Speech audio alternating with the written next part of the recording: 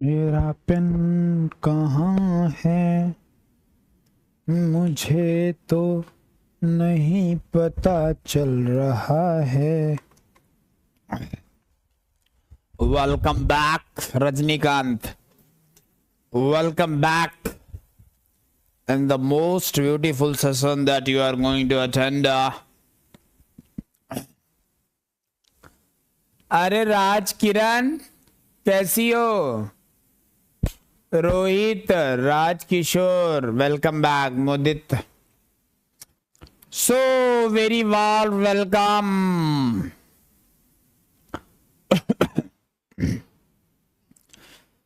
So very warm welcome in this beautiful subject of thermodynamics and the most handsome faculty of the universe, that is।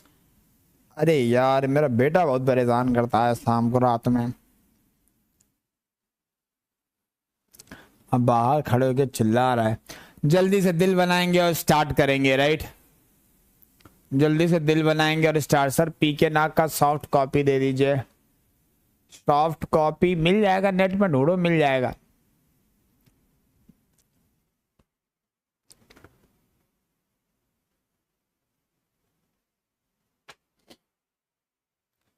पीके नाग का soft copy Google में search करो मिल जाएगा। चलो start करते हैं।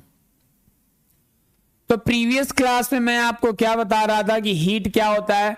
Heat is a transient form of energy. Very important. आप simply ऐसे, भाई अगर आप इंटरव्यू में जाते हो, पूछता है हीट क्या है और आप बताते हो heat is a energy which transfers due to temperature difference, तो ये क्या है आपको डिफरेंशिएट नहीं करेगी, ये एग्जैक्ट डेफिनेशन है नहीं। तो एग्जैक्ट डेफिनेशन के लिए आप लोग क्या बोलेंगे? Heat is a transient form of energy which transfer due to negative temperature difference and negative temperature gradient. Clear है? ओके, तो ये हो गया। इसके बाद हम लोग बात करते हैं, तो हमने एक्सपेरिमेंटली देखा कि भाई जो हमारा हीट है जिसको हम क्यू से रिप्रेजेंट करते हैं वो मास पे डिपेंडेंट है, राइट? क्यू किस पे डिपेंड कर रहा है भाई? मास पे डिपेंड कर रहा है। और क्यू किस पे डिपेंड कर रहा है? क्यू डेल्टा टी पे डिपेंड कर रहा है। और क्यू किस पे डिपेंड कर रहा है? और क्यू डिपेंड कर रहा है आपका क्यू डिपेंड कर रहा है, इसको ऐसे लिख सकते हो, मतलब एम इंटू डेल्टा टी लिख सकते हो क्योंकि दोनों इंडिपेंडेंट है। तो Q is equal to M C delta T लिख सकते हो, ठीक है? जहां पे सी को हम लोग बोलते हैं स्पेसिफिक हीट। क्या बोलते हैं? Specific heat, right? तो मान लीजिए ये पेन है मेरा, राइट? इस पेन का स्पेसिफिक हीट 1 किलो जूल है। क्या है? 1 किलो। इसका मतलब क्या है? इस राइट इस सब्सटेंस को का 1 केजी अगर लिया जाए, 1 किलो जूल पर केजी कैलोरी का मतलब क्या है कि अगर 1 केजी में मास इसका लूं, इसका मास अगर 1 केजी है तो 1 डिग्री टेम्परेचर बढ़ाने के लिए 1 किलो जूल हीट की रिक्वायरमेंट होगी। समझ लो, जैसे तुम्हारा है, अब तुम्हारे बॉडी का स्पेसिफिक हीट मान लो 10 किलो जूल है। इसका मतलब आपके बॉडी से अगर 1 किलो में चीजें हटा लूं, मांस हटा लूं और उसको 1 डिग्री टेम्परेचर बढ़ाऊं तो 10 किलो जूल हीट लगेगा बेसिकली। करेक्ट ना? ये मतलब है स्पेसिफिक हीट का। ठीक है, बढ़िया पृथ्वी। अब क्या करेंगे? ये तो हो गया स्पेसिफिक हीट का। अब आता है कि स्पेसिफिक हीट जो होता है वो गैसेस के लिए सबसे पहले देखेंगे, राइट? क्या देखेंगे? गैसेस के लिए स्पेसिफिक हीट देखेंगे। चलो गैस के लिए देखते हैं स्पेसिफिक हीट। कहां गया स्लाइड?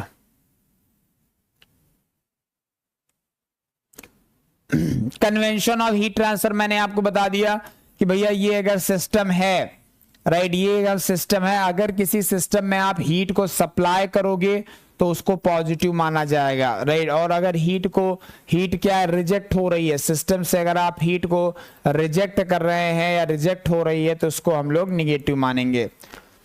यही कन्वेंशन आपको फॉलो करना है। अब आता है स्पेसिफिक हीट ऑफ गैसेस की बात करेंगे। स्पेसिफिक हीट ऑफ गैस की बात करेंगे। तो इसकी बात करने से पहले मैं थोड़ा एक चीज बोलना चाहता हूं। मान लीजिए आपके पास 2 पिस्टन सिलेंडर अरेंजमेंट है। ध्यान से सुनियो रे बाबा, राइट? आपके पास 2 पिस्टन सिलेंडर अरेंजमेंट है एग्जैक्टली सेम टाइप के, राइट? एग्जैक्टली सेम टाइप के पिस्टन सिलेंडर अरेंजमेंट है। एग्जैक्टली सेम टाइप के पिस्टन सिलेंडर अरेंजमेंट है, राइट?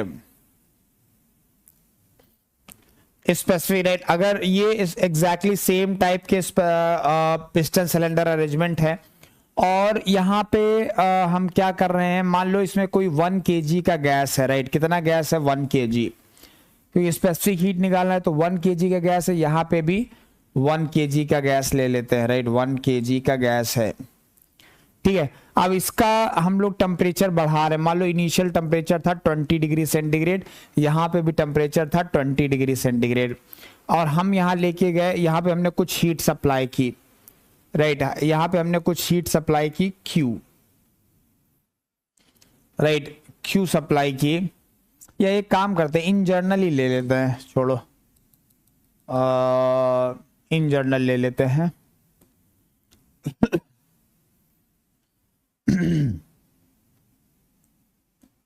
तो मैंने आपको क्या बोला, यहां पे हमारे पास mkg गैस है। कितना है? mkg गैस है। यहां पे हमारे पास mkg, सेम गैस mkg ही है, राइट। यहां पे भी हमारे पास mkg गैस है। तो यहां पे mkg गैस है और यहां पे भी mkg गैस है।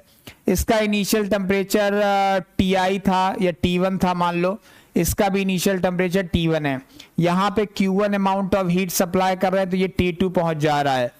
यहाँ पे Q2 amount of heat supply कर रहा है, तब ये T2 पहुंच रहा है। मतलब इनिशियल में दोनों गैसेस क्या है बेटा? सेम है। दोनों गैसेस क्या है? हमने 2 पिस्टन सिलेंडर अरेंजमेंट लिए। ए चंपकलाल, इधर देखो, मैंने क्या लिया है? बफर हो रहा है। कोई बफर नहीं हो रहा है नायक जी, तुम्हारा नेट नहीं चल रहा है, कुछ बफर नहीं हो रहा, सब बढ़िया चल रहा है जिंदगी में, ठीक है। इधर देखो, मैंने बोला मैंने 2 पिस्टन सिलेंडर, अब नायक जी आंसर देंगे।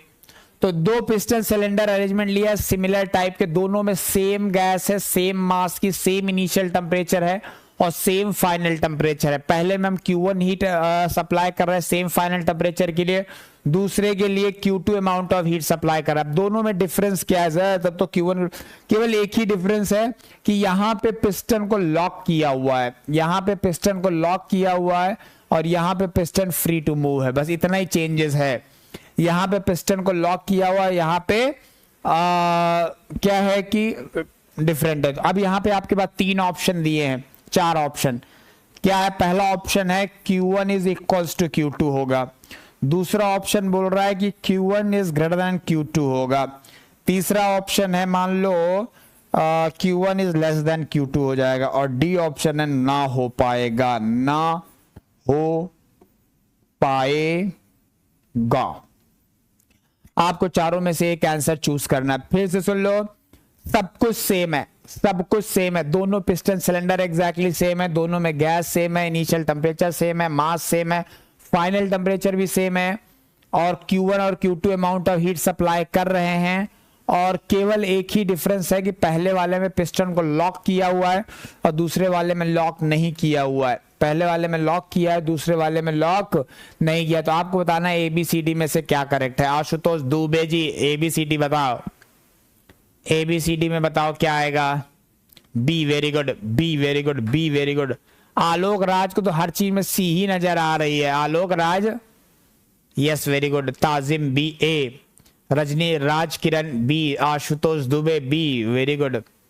नायक ji A, very good. Aditya Pandey B, C is always correct, very good. कौन कौन बोल रहा है C इज ऑलवेज करेक्ट?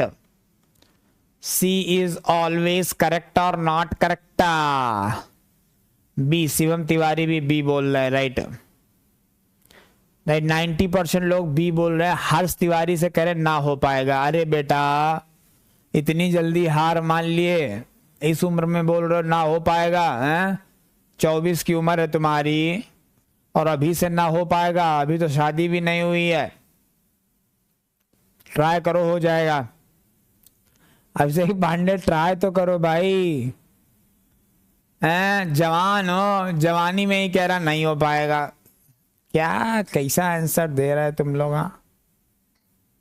हाँ, C is always correct, very good.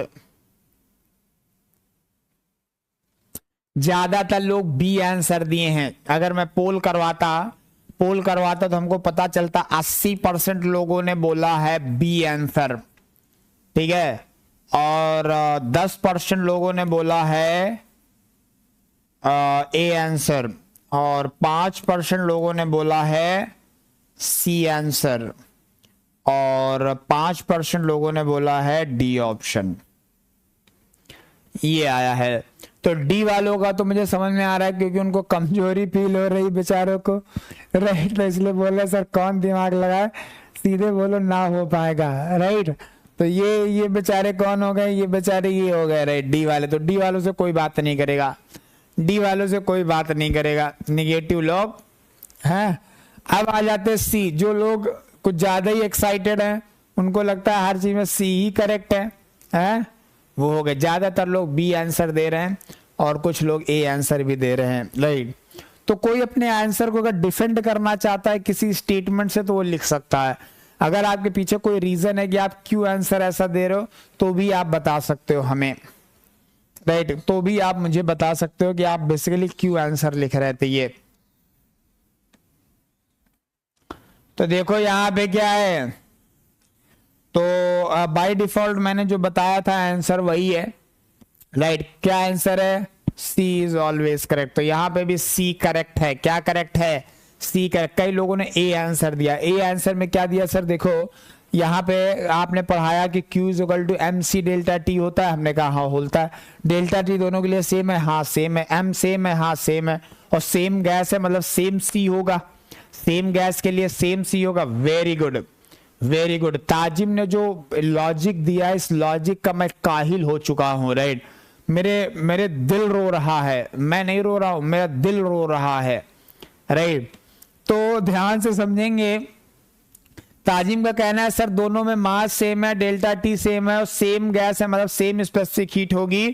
तो क्या हो जाएगा, same work same heat input कराना पड़ेगा।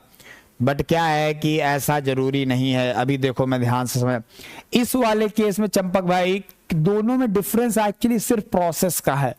दोनों में डिफरेंस किस चीज का है चंपक भाई, दोनों में किस चीज का डिफरेंस है, प्रोसेस का डिफरेंस है।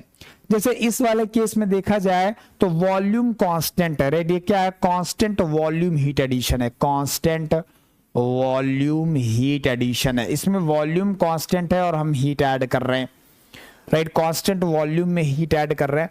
और एक चीज समझेंगे कि यहाँ W का वैल्यू जो आ जाएगा 0 आ जाएगा। कांस्टेंट वॉल्यूम में W का वर्क क्या होता है, W वैल्यू 0 आता है। अब ये वाला क्या भैया, ये तो कांस्टेंट प्रेशर है।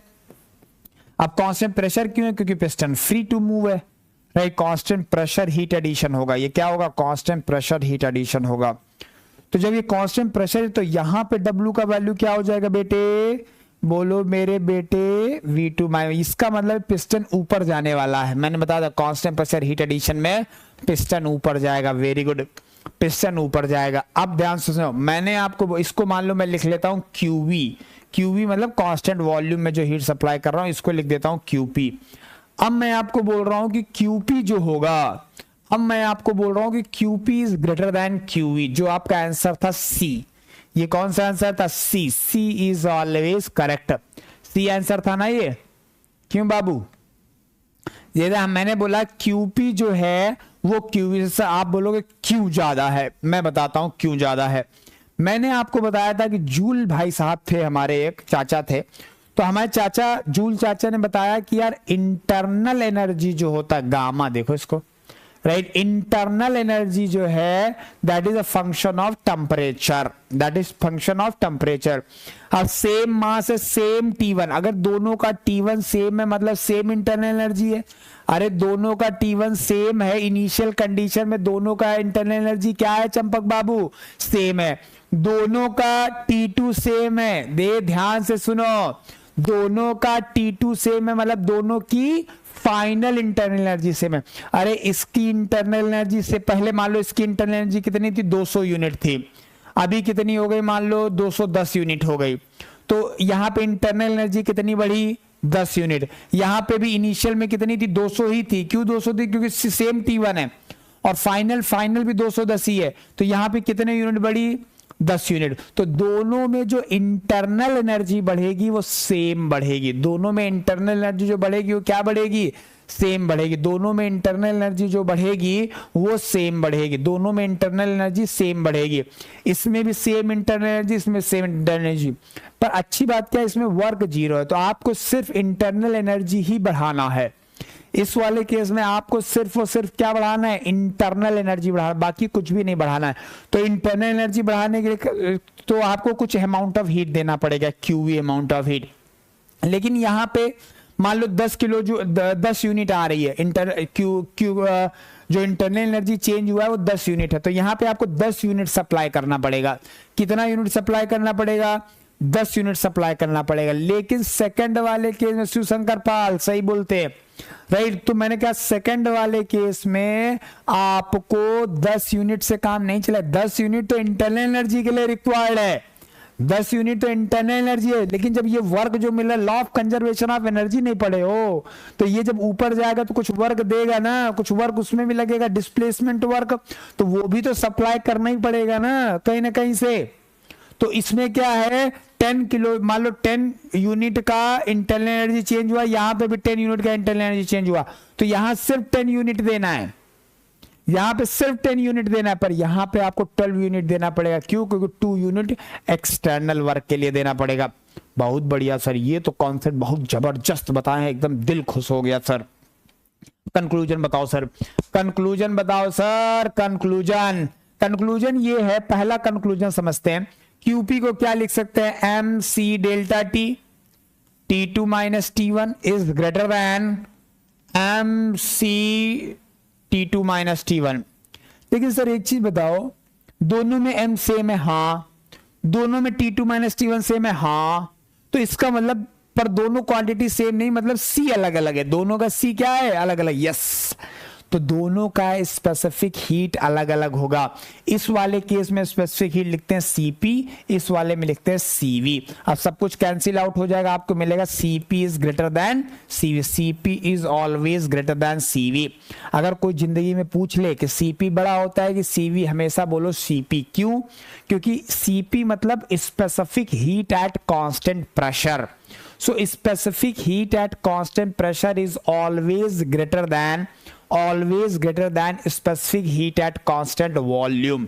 constant volume से हमेशा क्या होगी, ये ज्यादा होगी। Cp जो है हमेशा Cv से ज्यादा। क्यों? क्योंकि Cv includes internal energy only. Cv के पास क्या है, सिर्फ और सिर्फ इंटरनल एनर्जी है, और Cp के पास क्या है, इंटरनल एनर्जी भी है और एक्सटर्नल वर्क भी सप्लाई करना पड़ेगा। इसलिए Cp की वैल्यू क्या होती है, ज्यादा होती है। Cp की वैल्यू क्या होती है, ज्यादा होती। बहुत बढ़िया सर, ये पहला पॉइंट हो गया। दूसरा पॉइंट क्या है, एक चीज और समझ में आ रहा है कि सर जो स्पेसिफिक हीट है ना, राइट, स्पेसिफिक हीट से पाथ फंक्शन है।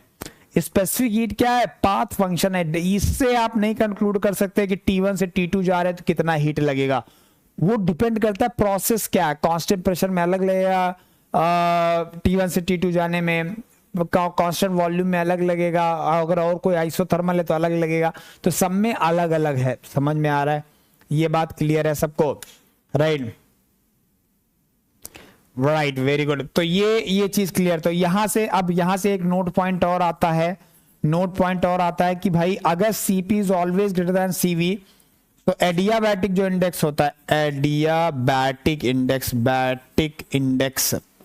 एडियाबैटिक इंडेक्स की वैल्यू क्या होती है, gamma is equal to Cp by Cv। और यहाँ पे Cp हमेशा क्या होता है, ग्रेटर देन Cv होता है। इसलिए गामा जो होगा that is always greater then 1 होगा।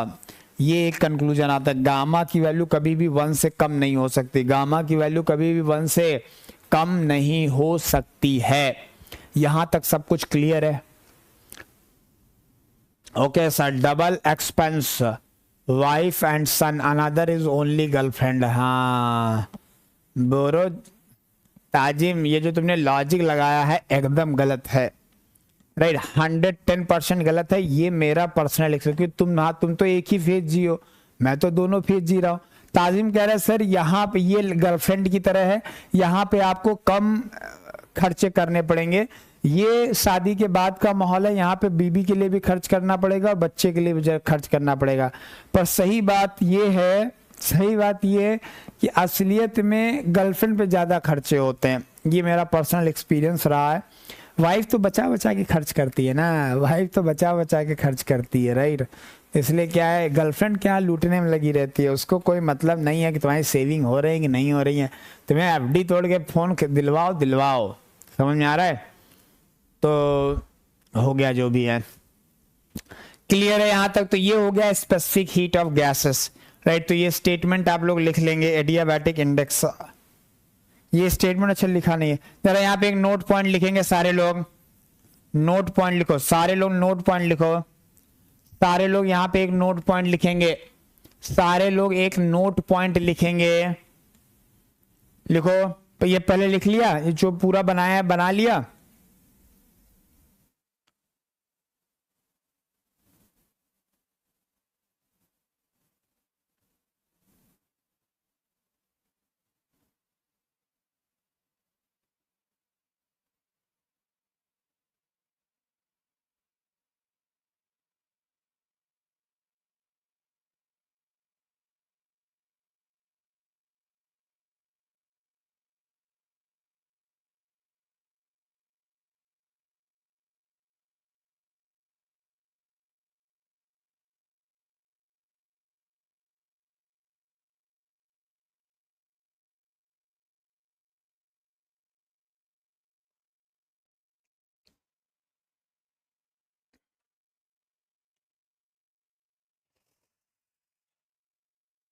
डन है, लिखो नोट पॉइंट लिखो। Specific heat at constant pressure in bracket CP, specific heat at constant pressure,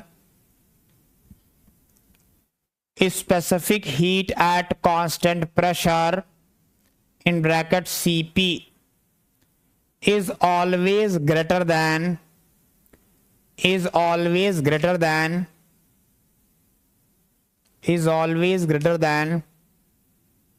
specific heat at constant volume, specific heat at constant volume in bracket Cv, because CV includes, नहीं CP includes, because CP includes internal energy as well as external work, CP includes internal energy as well as external work, whereas CV includes internal energy only, CV includes internal energy only, full stop। ठीक है, अब थोड़ा सा ज्ञान लेंगे हम लोग adiabatic index के बारे में, राइट। एडियाबैटिक इंडेक्स के बारे में थोड़ा और जानकारियां कलेक्ट करने की कोशिश करेंगे, राइट। थोड़ी सी, जब सीपी और सीवी के बारे में थोड़ा थोड़ा आइडिया लग गया तो गामा के बारे में थोड़ा और आइडिया लगाते हैं। तो गामा जो है वो डिफाइंड है सीपी बाई सीवी, अभी मैंने बताया आपको। ये भी बता दिया है कि CP is always greater then CV होता है, तो गामा हमेशा ग्रेटर देन 1 होगा। ये इसकी मैक्रोस्कोपिक डेफिनेशन है, मतलब ये गामा जो डिफाइंड है ना, ये वाला गामा जो आप देख रहे हो, ये मैक्रोस्कोपिकली डिफाइंड है। माइक्रोस्कोपिक में ये थोड़ा अलग तरीके से डिफाइंड है, माइक्रोस्कोपिक में, राइट। माइक्रो में कैसे डिफाइंड है, माइक्रो में डिफाइंड है gamma is equal to 1 plus 2 by n, यही था ना। n का वैल्यू जरा 3 रखो, कितना हो जाएगा,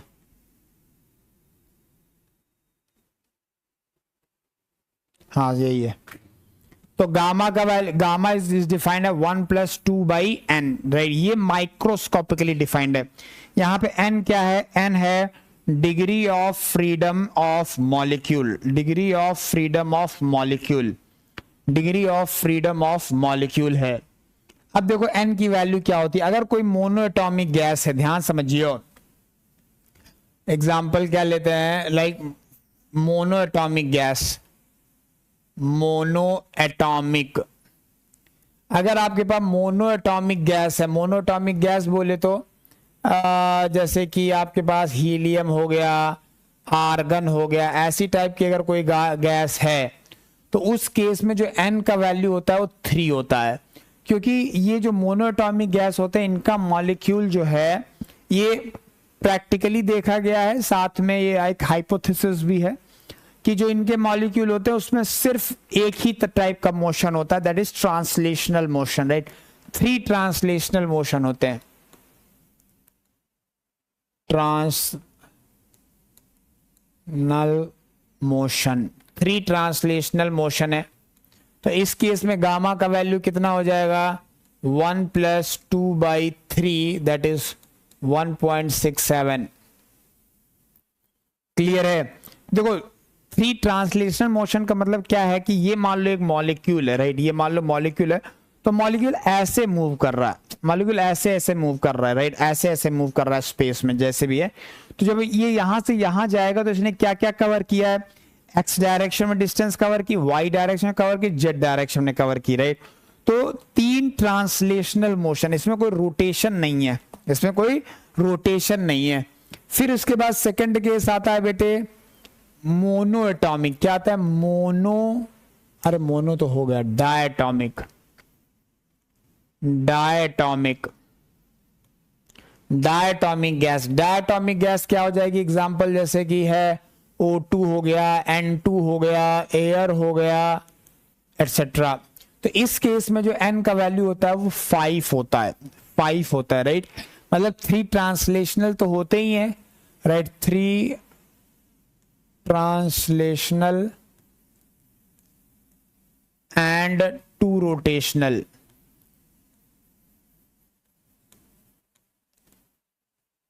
three translational and 2 rotational, right.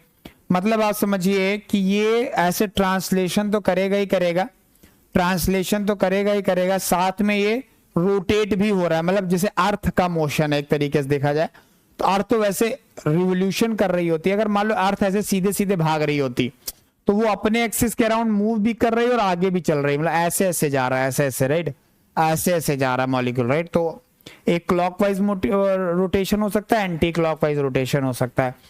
तो यहाँ पे 2 रोटेशनल कंपोनेंट भी आ सकते हैं। तो गामा का वैल्यू इस केस में क्या हो जाएगा, 1 + 2/5 हो जाएगा, दैट इज 1.4।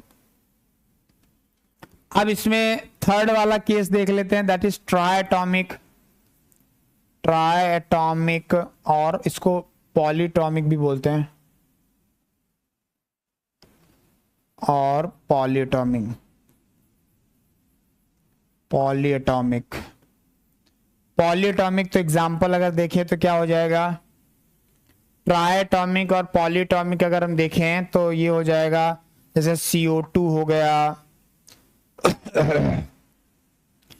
N2O हो गया, ठीक है, SO2 हो गया, ये सारे एग्जाम्पल हो गए किसके, ट्रायटॉमिक के। ये सारे एग्जाम्पल किसके हो गए, ट्रायटॉमिक के। इस केस में जो N का वैल्यू होता है वो एक्चुअली 6 होता है, 6 to 7 होता है, ध्यान समझेंगे, 6 to 7 होता है। अब ये थोड़ा सा कंट्रोवर्शियल टाइप की चीज है, जैसे CO2 स्पेशली ज्यादा कंट्रोवर्शियल टाइप की चीज है। CO2 में क्या होता है, मल्टीपल स्ट्रक्चर पॉसिबल है, राइट। तो CO2 का एक केस ऐसा ही बनता है जब उसकी डिग्री ऑफ फ्रीडम 5 होती है, वो केस भी बनता है। तो उस केस में गामा का वैल्यू 1.4 ही आता है, राइट, 1.4 ही आता है। एक्चुअल में जो इसका गामा का वैल्यू होता है, मतलब अगर आप गूगल में सर्च करोगे कहीं पे भी प्रैक्टिकली देखा जाए तो जो गामा का वैल्यू मोस्ट है 1.29 1.3 के आसपास आता है, ठीक है। और कुछ केसेस में क्या है, अब उसके बाद इन जनरल क्या होता है कि भाई हमारे पास 3 ट्रांसलेशनल मोशन होते हैं, ट्रांसलेशनल होते हैं, कभी कभी 2 रोटेशनल हो सकते हैं, 3 भी रोटेशनल हो सकते हैं, एंड 3 रोटेशनल हो सकते हैं,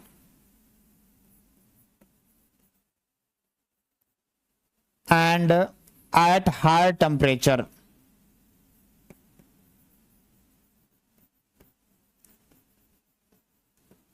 वन वाइब्रेशनल कंपोनेंट।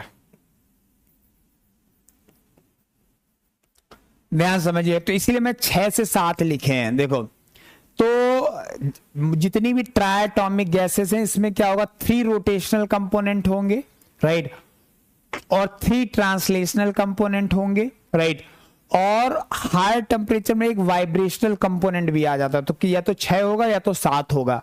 बट हाँ, CO2 का एक केस ऐसा फंसता है, बनता है, जिसमें इसका जो 3 और 2 भी फॉलो होता है। लेकिन जब भी आपको ना गिवन हो, if nothing is given, if nothing is given in the question, nothing is given, कोई कुछ भी गिवन नहीं है, तो take n is equal to 6। तो आपको n इज इक्वल टू 6 ही लेना है। अगर आपको कोई गामा का इंफॉर्मेशन नहीं है तो आपको n का वैल्यू 6 ही लेना है। तो गामा का वैल्यू क्या हो जाएगा, n का वैल्यू, राइट, 1/2/6 दैट इज 1.33। तो अगर कुछ भी नहीं गिवन है तो आपको गामा का वैल्यू 1.33 ही लेना है। नोटा नोटा नोटा करो, नोटा करो। आपको अगर कुछ भी दो, गामा अगर CO2 के केस में गिवन है, अगर आपको गामा का वैल्यू गिवन है, बहुत बढ़िया बात है, वही यूज करो। नहीं गिवन है, कुछ भी नहीं गिवन है, तो आपको सीधे क्या ले लेना है, 1.33 ले लेना है। क्लियर है Nayak ji? Is it clear to everyone?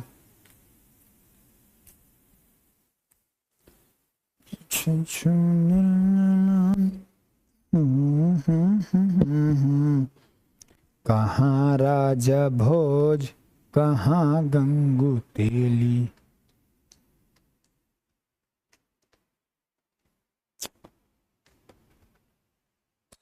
चलो आगे बढ़ते हैं, चलो आगे बढ़ते हैं। तो ये सारा चार्ट देखो हमने तुम्हारे सामने बना के रख दिया। मोनोटॉमिक गैस का रख दिया है, डायटॉमिक का रख दिया, ट्राइटॉमिक का रख दिया है।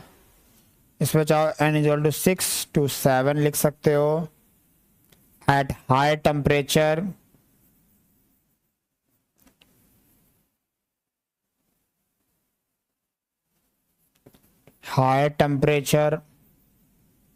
one vibrational component।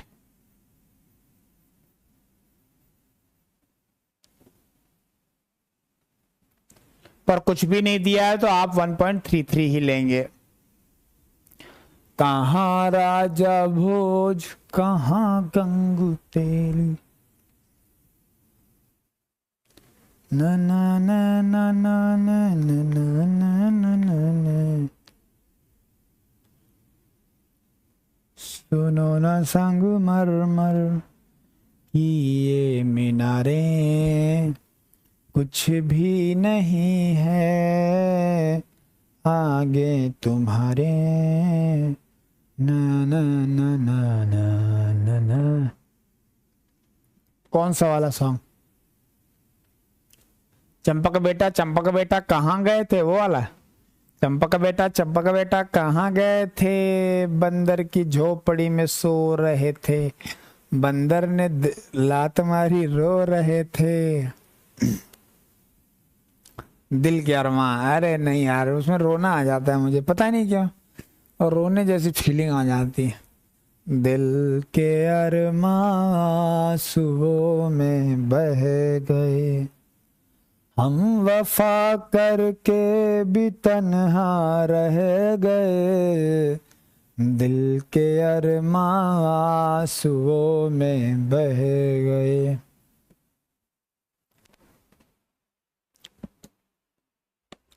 अब देखो, हमने आपको बताया था कि आइडियल गैस क्या होता है।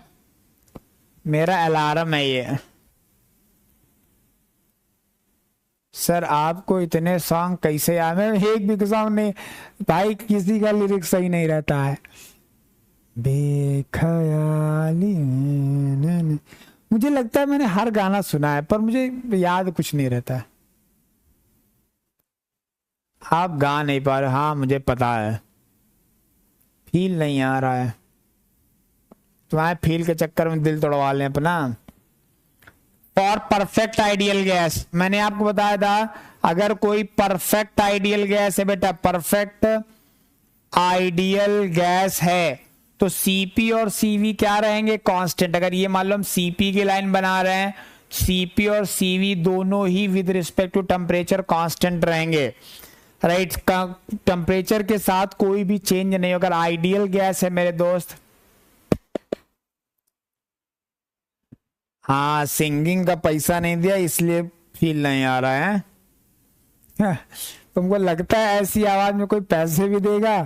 कोई पैसे मांग नहीं रहा, बहुत बड़ी बात है। तुमको तो मांग लेना चाहिए था कि सर पैसे वापस करो यार, हमारे पैसे वापस करो, इस गाना गाने के लिए पैसे नहीं दिए, चुपचाप पढ़ाओ, ऐसे बोलना चाहिए था तुमको। पर बोलोगे नहीं है, मैं बता रहा हूँ, ऐसे बोल सकते थे तुम कि सर चुपचाप पढ़ाओ, ज्यादा ये सब मत बताओ। और Cp और Cv कांस्टेंट है तो गामा भी कांस्टेंट होगा।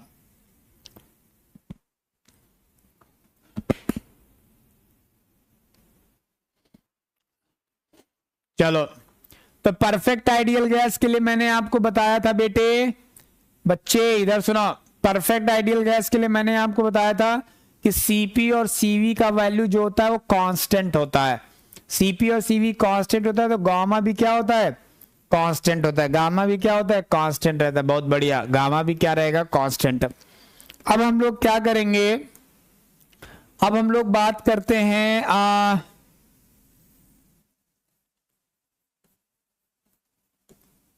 टेम्परेचर। अब रियल गैस की बात कर लेते हैं। रियल गैस की, किसकी बात करेंगे? रियल गैस की।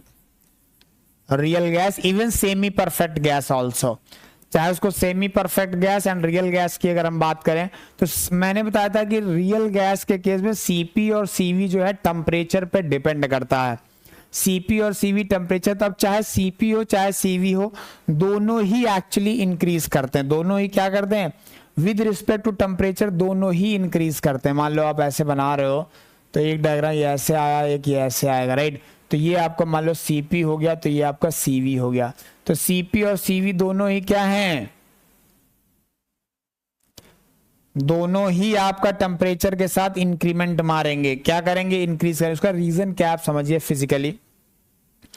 जैसे मैं आपको क्या करूं, मैं आपको 1 kg गैस दे दूं, तुम मान लो यहाँ पे 2 बच्चे हैं, मान लो मैंने ताजिम को ले लिया, एक बच्चा है ताजिम और दूसरा बच्चा है अभिषेक पांडे, राइट। 2 बच्चे हैं ताजिम और अभिषेक पांडे, दोनों को मैंने क्या किया? सेम अमाउंट ऑफ गैस दी, same, right, same amount of gas दी मैंने आपको, राइट,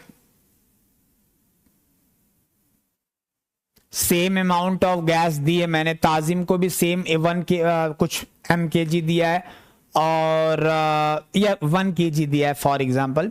ताजिम को मैंने 1 kg गैस दी, सेम गैस मैंने अभिषेक को भी दी 1 kg, और दोनों को same delta T 1 degree temperature बढ़ाना है। दोनों को 1 डिग्री टेम्परेचर बढ़ाना, ध्यान से, और दोनों को सेम प्रोसेस यूज करना है। दोनों को सेम प्रोसेस यूज करना है। तो अब बताइए कि किसको ज्यादा हीट लगेगी या दोनों को सेम हीट लगेगी? फिर से सुनो, फिर से सुनो, फिर से सुनो, फिर से सुनो, फिर से सुनो। मैंने बोला, मैंने ताजिम को और अभिषेक को 1-1 kg गैस दी, सेम गैस, ठीक है, और दोनों को बोला कि सेम गैस है, 1-1 kg है और डेल्टा टी भी 1-1 डिग्री है। बस 1 डिग्री टेम्परेचर बढ़ाना है दोनों को 1 डिग्री टेम्परेचर बढ़ाना है।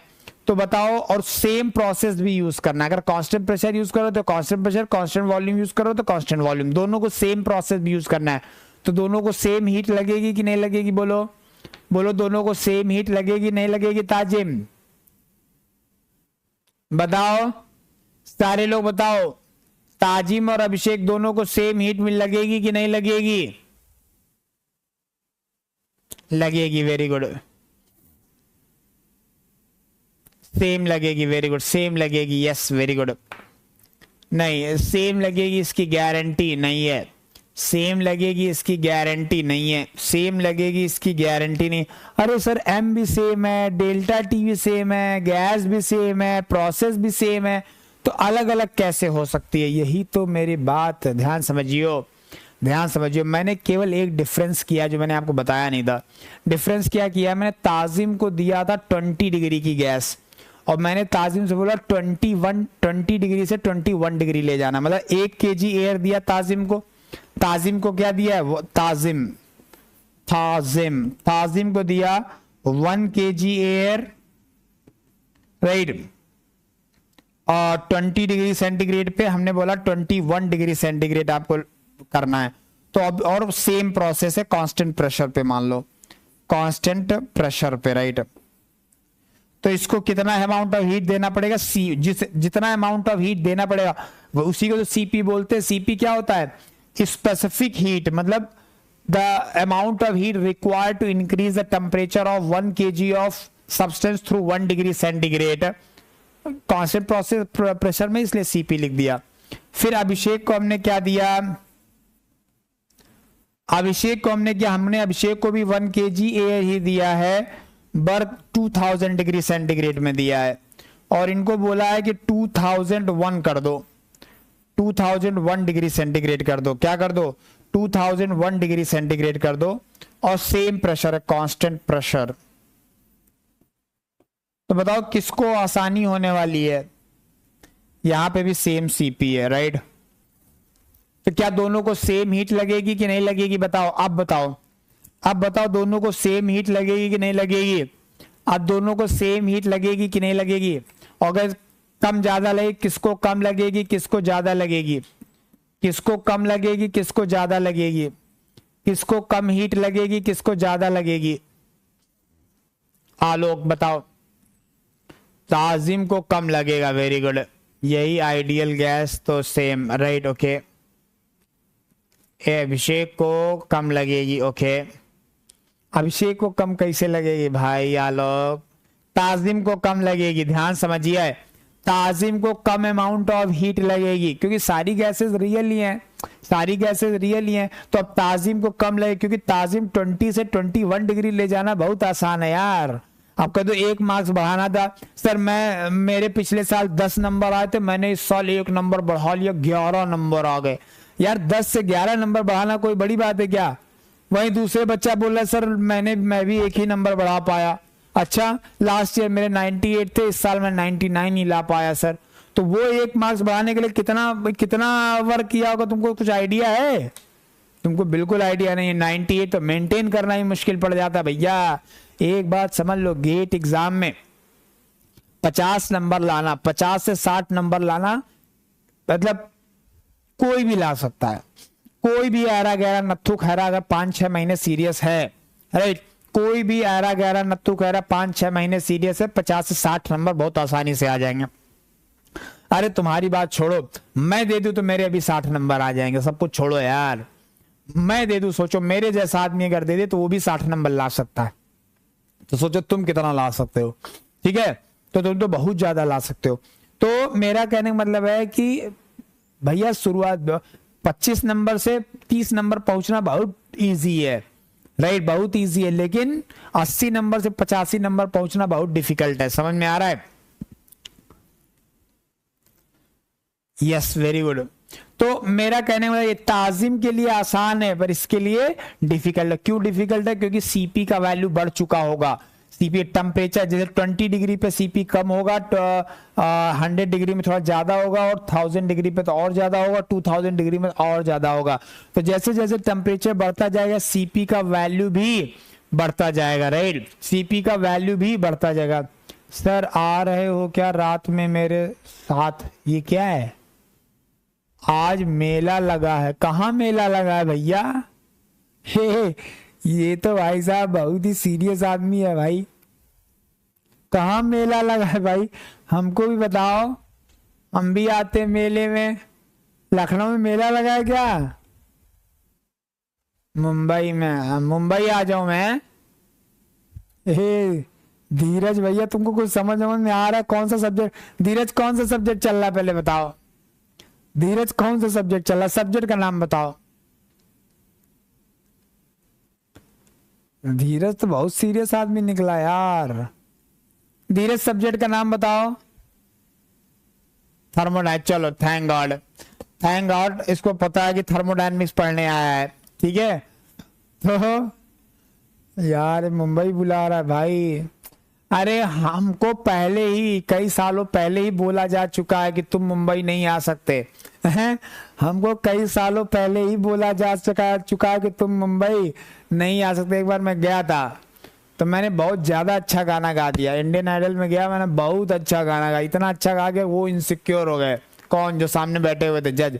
उनको लगा अगर ये मुंबई आ गया तो मुझे मुंबई से जाना पड़ जाएगा, इसीलिए फिर उन लोगों ने बोला कि तुम मुंबई नहीं आ सकते। तो मेरा उसी दिन से दिमाग में बस गया कि मैं मुंबई नहीं जा सकता। ठीक है, चलो।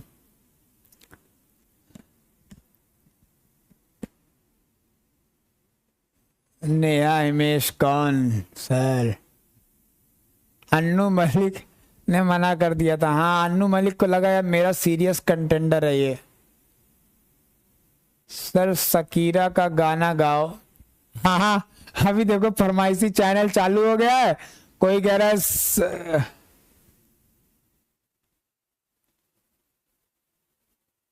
ताजिम बोल रहा है मैं आ जाऊं। अन्नू मलिक ही ज्यादा इनसिक्योर हो गया था। अन्नू मलिक ने बोला इस इंडस्ट्री में मुझसे खराब आवाज किसकी हो सकती है? हैं? चलो, तो ये हमने बोल दिया कि सीपी और सीवी क्या होते हैं, बढ़ते हैं। क्यों बढ़ते हैं आपको मैंने थोड़ा सा एक्सप्लेनेशन दिया कि it is difficult to add heat at high temperature. कोई भी प्रोसेस होने दो, कोई भी प्रोसेस होने दो, डिफिकल्ट होता है हाई टेम्परेचर पे हीट ऐड करना। मतलब हाई टेम्परेचर पे हीट को ऐड करना, फर्दर हीट को ऐड करना डिफिकल्ट होता है, ज्यादा अमाउंट ऑफ हीट सप्लाई करना पड़ता है सेम डेल्टा टी के लिए। सर करेक्ट है? सर एक बार फिर से सर थोड़ा लैग हो गया था। अरे मुदिता, मुदिता वाधवा, सीएस ब्रांच में एक लड़की पढ़ती थी, उसका नाम था सलोनी वाधवा। आज मुझे याद आ गया तुमको देख के, सलोनी वाधवा नाम था, सलोनी वाधवा। देख रहे हो, याददाश्त देख रहे हो? हैं? हमको गायनों की लाइनें नहीं याद रखती, लेकिन सीएस क्लास की लड़की का नाम तक अभी तक याद है। इसका कोई मीम ना बना देना, पता चला मेरी बीवी देख ले, दिक्कत हो जाएगी। चलो, तो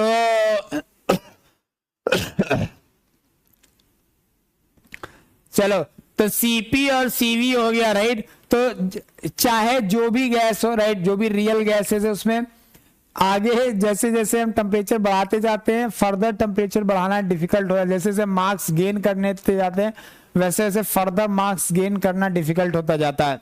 लेकिन एक बहुत अच्छी बात है कि सीपी, देखो सीपी भी बढ़ता है, सीवी बढ़ता है, आर नहीं बढ़ता। सबसे बड़ी बात ध्यान सुनो भैया, सीपी भी बढ़ता है, CP minus CV is equal to R पढ़ा था आपने।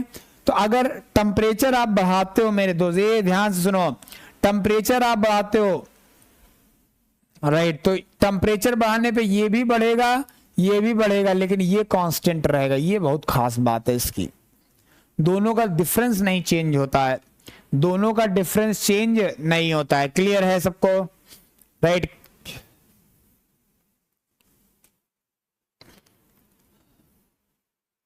तो आलोक राज, तुम तो एग्रीकल्चर पे ही पड़े रहते होगे, हैं? खेती करना सीख रहे हो?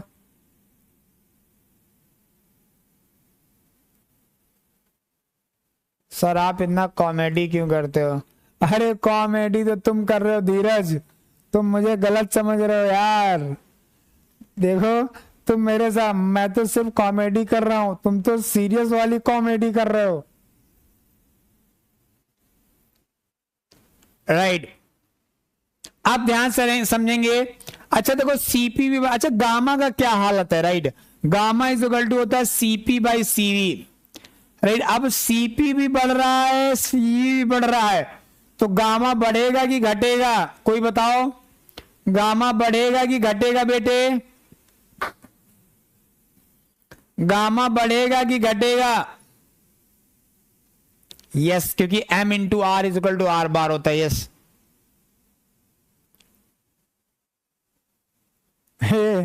धीरज, धीरज मैं मजाक कर रहा था भाई, मैं हैंडसम हैंडसम नहीं हूं भाई, मैं मजाक करता हूं।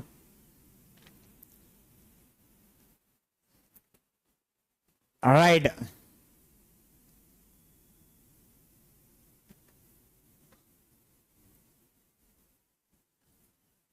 तो सीपी और सीवी, अब ध्यान समझेंगे, सीपी भी बढ़ रहा है, सीवी बढ़ रहा है, गामा एक्चुअली घटेगा।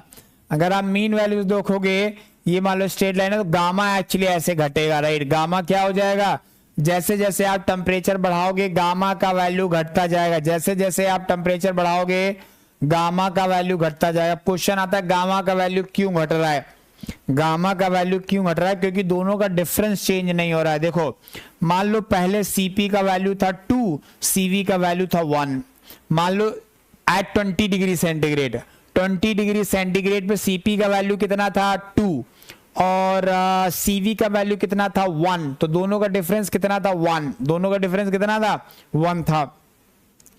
अब क्या हो रहा है, सीपी भी बढ़ रहा है। अब मैंने टेम्परेचर बढ़ा दिया, पहले 20 डिग्री, ये 20 डिग्री की बात है, ये 20 डिग्री की बात है। गामा का वैल्यू है 2 और सीपी का वैल्यू है 2, सीवी का वैल्यू है 1, डिफरेंस है 1। अब हमने क्या किया, टेम्परेचर को बढ़ा दिया। टेम्परेचर को कहां लेके गए, टेम्परेचर को कहां लेके गए, हम लेके गए 20 डिग्री से 2000 डिग्री सेंटीग्रेड। जब हम 2000 डिग्री सेंटीग्रेड लेके जाएंगे तो सीपी बढ़ जाएगा बेटा, राइट। सीपी बढ़ के हो गया 3, राइट। सीपी बढ़ के हो गया 3, सीपी बढ़ के हो गया 3, मतलब 1 बढ़ गया। सीपी कितना बढ़ा, 1 बढ़ा, तो सीवी भी कितना बढ़ेगा, 1 ही बढ़ेगा, तभी तो डिफरेंस सेम रहेगा। दोनों 1-1 यूनिट से बढ़ गए, दोनों 1-1 यूनिट से बढ़ गए। सीपी भी बढ़ गया, सीवी बढ़ गया, लेकिन डिफरेंस दोनों का सेम है।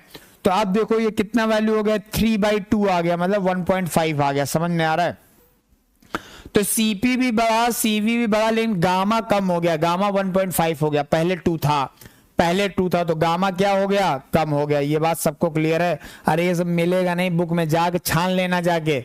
अगर किसी बुक में मिल जाए तुमको तो बताना, तुम किसी भी बुक में मिल जाए तो बताना तुम कि भैया गामा क्यों इन डिक्री। कई सारे सब बुकों में बस डायरेक्ट लिख दिया है कि as the temperature increases CP value increases, CV value also increases, gamma value decreases. Reason क्या है कोई नहीं बता रहा, मैं रीजन बता रहा हूं तो सुन लो।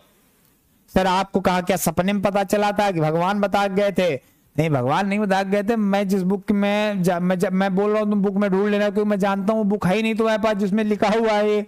या आईसी इंजन की बुक में मिलेगा, WC पुलकाबेक, WC पुलकाबेक IC engine, performance of IC engine वाली टॉपिक। नहीं, थर्ड टॉपिक में एयर स्टैंडर्ड साइकिल में जब एयर की प्रॉपर्टीज डिस्कस होती है उस टाइम पे लिखा हुआ है।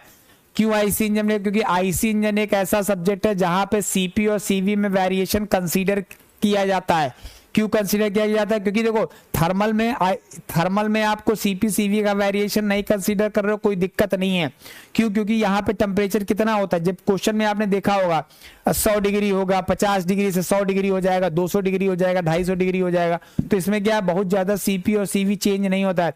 लेकिन आईसी इंजन में क्या है, जो एयर इंटर कर रही है वो तो 27 डिग्री की है, 30 डिग्री की है, लेकिन कंबशन के बाद जो बन के आ रहा प्रोडक्ट वो कितने डिग्री सेंटीग्रेड का हो गया, वो 2000-2500 डिग्री टेम्परेचर का हो जाता है। तो इसमें सीपी और सीवी में बहुत ज्यादा चेंज आ जाता है, तो कंसीडर करना पड़ेगा, नेग्लेक्ट नहीं कर सकते। तो थर्मोडायनेमिक्स के most of the basic thermodynamics जब पढ़ते हैं तो मोस्ट ऑफ द जगहों पे सीपी और सीवी का वेरिएशन नेग्लेक्ट कर देते हैं। इवन आरएसी पावर प्लांट में भी जरूरत नहीं पड़ती। अब आरएसी में क्या है, -4 डिग्री टेम्परेचर जाओगे, -18 जाओगे, -20 जाओगे, हाई टेम्परेचर 60-70 जाओगे, 80 जाओगे, बस इससे ऊपर तो नहीं जाओगे ना। तो डिफरेंस आया 100 डिग्री का। अब 100 डिग्री में क्या ही सीपीसीवी को का वेरिएशन कंसीडर करना, उसमें ज्यादा नहीं आता है। फेस की वजह जो आ रहा है बस उतना ही कंसीडर करना है। तो लेकिन आईसी इंजन में ये एक्सप्लेनेशन मिलेगा, ये जो एक्सप्लेनेशन मैंने दिया आईसी इंजन की बुक में मिलेगा, थर्मोडायनेमिक्स की बुक में मिलेगा भी नहीं। इसीलिए मैंने बोला कि जाओ छान लो जाके बुक। चलो आगे बढ़ते हैं, चलो आगे बढ़ते हैं बेटे। तो हमने ये बता दिया आपको, राइट। इसको ध्यान से लिख लेना। तो लिख लो, for perfect ideal gas CP and CV are constant with respect to temperature. For real gases CP and CV both increases with respect to temperature, but gamma decreases with increase in temperature। यहां तक सबको clear है? किसी को कोई दिक्कत या problem हो तो मुझे बता दो। पहले तो अप्लाइड भी आप पढ़ा रहे हो क्या? नहीं भैया, अप्लाइड इतना एफएम भी पढ़ा रहा हूँ, ये भी पढ़ा रहा हूँ। मैं मर जाता भैया माई, मेरा इसे टाइम नहीं मिलता, अप्लाइड नहीं पढ़ा रहा भाई मैं।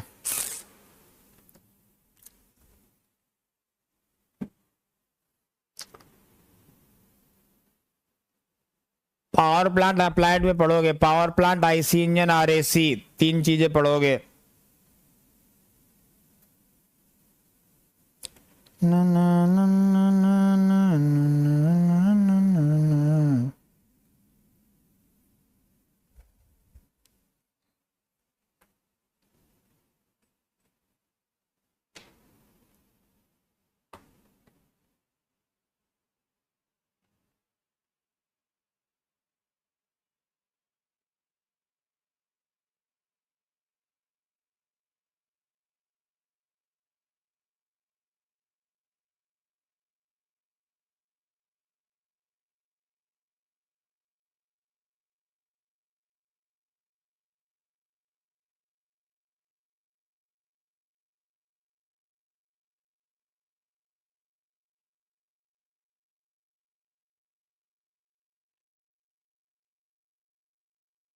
अरे नहीं भैया,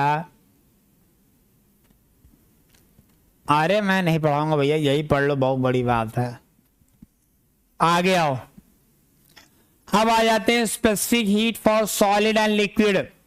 अब सॉलिड एंड लिक्विड की बात कर ले। अच्छा एक चीज बताओ, यहां पे मैंने आपको बताया सीपी और सीवी दोनों का अलग अलग है, राइट? क्यों यहां पे सीपी और सीवी अलग अलग है, बता सकता है कोई क्यों?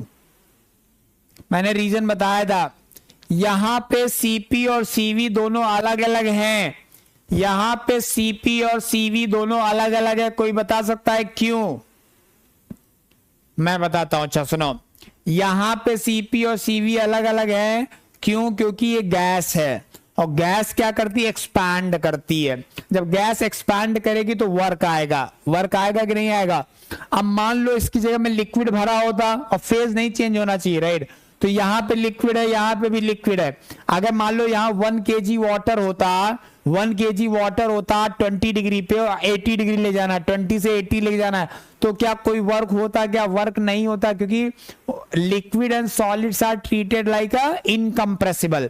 तो चाहे उसको रिस्ट्रिक्ट करते, पिस्टन को चाहे रिस्ट्रिक्ट करो या ना करो, उससे कोई फर्क नहीं पड़ता, पिस्टन ऊपर बढ़ेगा ही नहीं। ये बात समझ में आया मैं क्या बोल रहा हूं? ध्यान सुनिए, यहां पे पिस्टन ऊपर इसलिए जा रहा था क्योंकि ये गैस थी।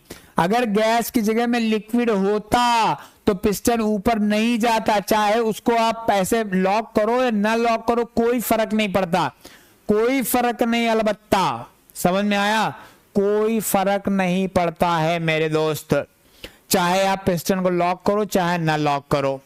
क्लियर है? ये कॉन्सेप्ट क्लियर है? यानी अगर कोई, मैं आपको बताता हूं, अगर मान लीजिए आपका ये है सॉलिड और लिक्विड है, सॉलिड और लिक्विड है, तो उसके केस में CP is equal to CV is equal to C होगा। CP is equal to CV, जैसे सी ऑफ वाटर, कभी आपने नहीं दिखा होगा वाटर का सीपी, वाटर का सिर्फ एक ही सी होता, कौन सा? 4.18 किलो जूल पर केजी का, ये याद रखना, किलो जूल पर केजी केल्विन। ठीक है, किसी भी कॉपर ब्लॉक हो गया, कोई भी सॉलिड हो, उसका एक ही सी होगा, क्योंकि वो कोई इनकम्प्रेसिबल है, राइट? वो क्या है? इनकम्प्रेसिबल है। Yes, very good. फिर तो सीपीसीवी दोनों सेम होना चाहिए लिक्विड के। यस, वही तो बोल रहा हूं सूरज, वही लिखा हुआ है, लिक्विड के केस में और सॉलिड के केस में सीपी और सीवी सेम होगा। ठीक है, तो ये हो गया सी ऑफ वाटर। यहां तक किसी को कोई दिक्कत परेशानी? सर वाइपर प्रेशर क्या होता है? वाइपर प्रेशर ना जानो भाई, वाइपर प्रेशर थर्मोडायनेमिक्स तुमको क्या जरूरत पड़ रही है? वाइपर प्रेशर दो जगह यूज होता है, एक तो फ्लूइड मैकेनिक्स से पहले चैप्टर में, और दूसरा आप पढ़ोगे साइक्रोमेट्री में, एयर कंडीशनिंग में। एयर दो जगह जरूरत है, यहां नहीं जरूरत है। In case of liquid why not consider, क्या इनकम्प्रेसिबल है ना, वॉल्यूम में चेंज ही नहीं होगा, वॉल्यूम में चेंज ही नहीं होगा। ठीक है, तो ये difference in heat and work है। देखो सेम सिस्टम बना हुआ है दोनों में, केवल बाउंड्री अलग अलग है। ध्यान समझिए, ये मैंने आपको पहले बताया हुआ है, फिर से बता देता हूं। देखो जो इलेक्ट्रिकल एनर्जी से यहां पे बाउंड्री पे देखोगे तो इलेक्ट्रिकल एनर्जी ट्रांसफर हो रही, तो ये क्या होगा? ये वर्क ट्रांसफर है। ये क्या है? Work transfer. इसको बोलेंगे इलेक्ट्रिकल वर्क। क्या बोलेंगे? Electrical work, right.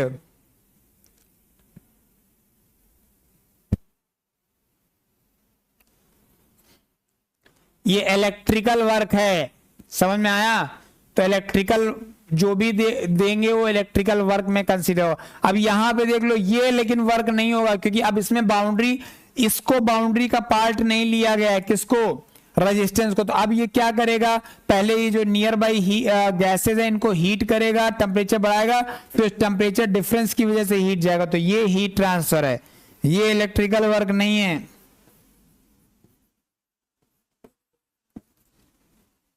समझ में आया? तो इलेक्ट्रिकल वाले भी जानते हो, इलेक्ट्रिकल वाले भी ये बात सुन ले। अभी मैंने एक लड़का बता रहा था, राइट, एक लड़का बता रहा था सर एक सर्वे हुआ है जिसमें इलेक्ट्रिकल इंजीनियरिंग जो है वो सबसे टफ इंजीनियरिंग की ब्रांच है। हम कहा अच्छा, और हमने कहा सबसे इजी कौन सी है? क्या सर वो इंडस्ट्रियल और सिविल जो है सबसे इजी है। हम कहा मैकेनिकल का? सर मैकेनिकल का तो नाम उसमें था भी नहीं। हम कहा हो भी नहीं सकता। बोले क्यों सर, क्यों नहीं हो सकता मैकेनिकल का नाम?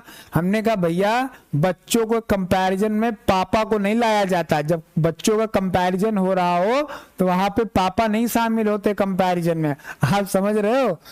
तो ये बाप सब्जेक्ट है, राइट, ये बाप ब्रांच ऑफ इंजीनियरिंग है। कौन सी? मैकेनिकल। तो ये तुम याद रखना। तो यहाँ पे अब भैया इलेक्ट्रिकल वाले बोल रहे हैं, इलेक्ट्रिकल बहुत टफ ब्रांच है। मैंने कहा इलेक्ट्रिकल टफ ब्रांच है भैया, इलेक्ट्रिकल तो तब चलेगी ना जब इलेक्ट्रिसिटी प्रोड्यूस होगी। और कौन करेगा इलेक्ट्रिसिटी प्रोड्यूस? तो मैकेनिकल वाले। मैकेनिकल वाले इलेक्ट्रिसिटी प्रोड्यूस कर रहे हैं, आप सिर्फ ट्रांसमिशन ही तो कर रहे हो। नहीं हम तो मोटर बना रहे हैं। अरे मोटर बना रहे हो का मतलब क्या है? जनरेटर बना रहे हैं। अरे जनरेटर को चलाएगा कौन? मैकेनिकल वाला। मैकेनिकल इंजन ही तो चलाता है जनरेटर को, है।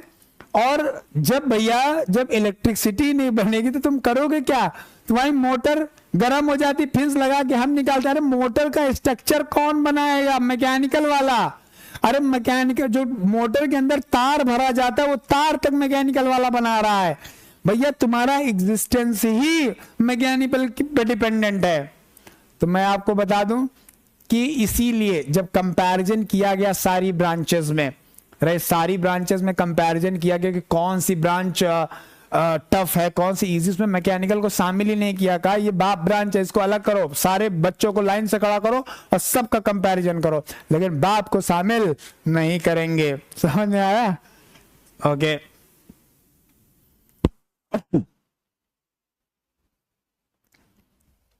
राइट, ये क्लियर हो गया है? ये क्लियर हो गया है?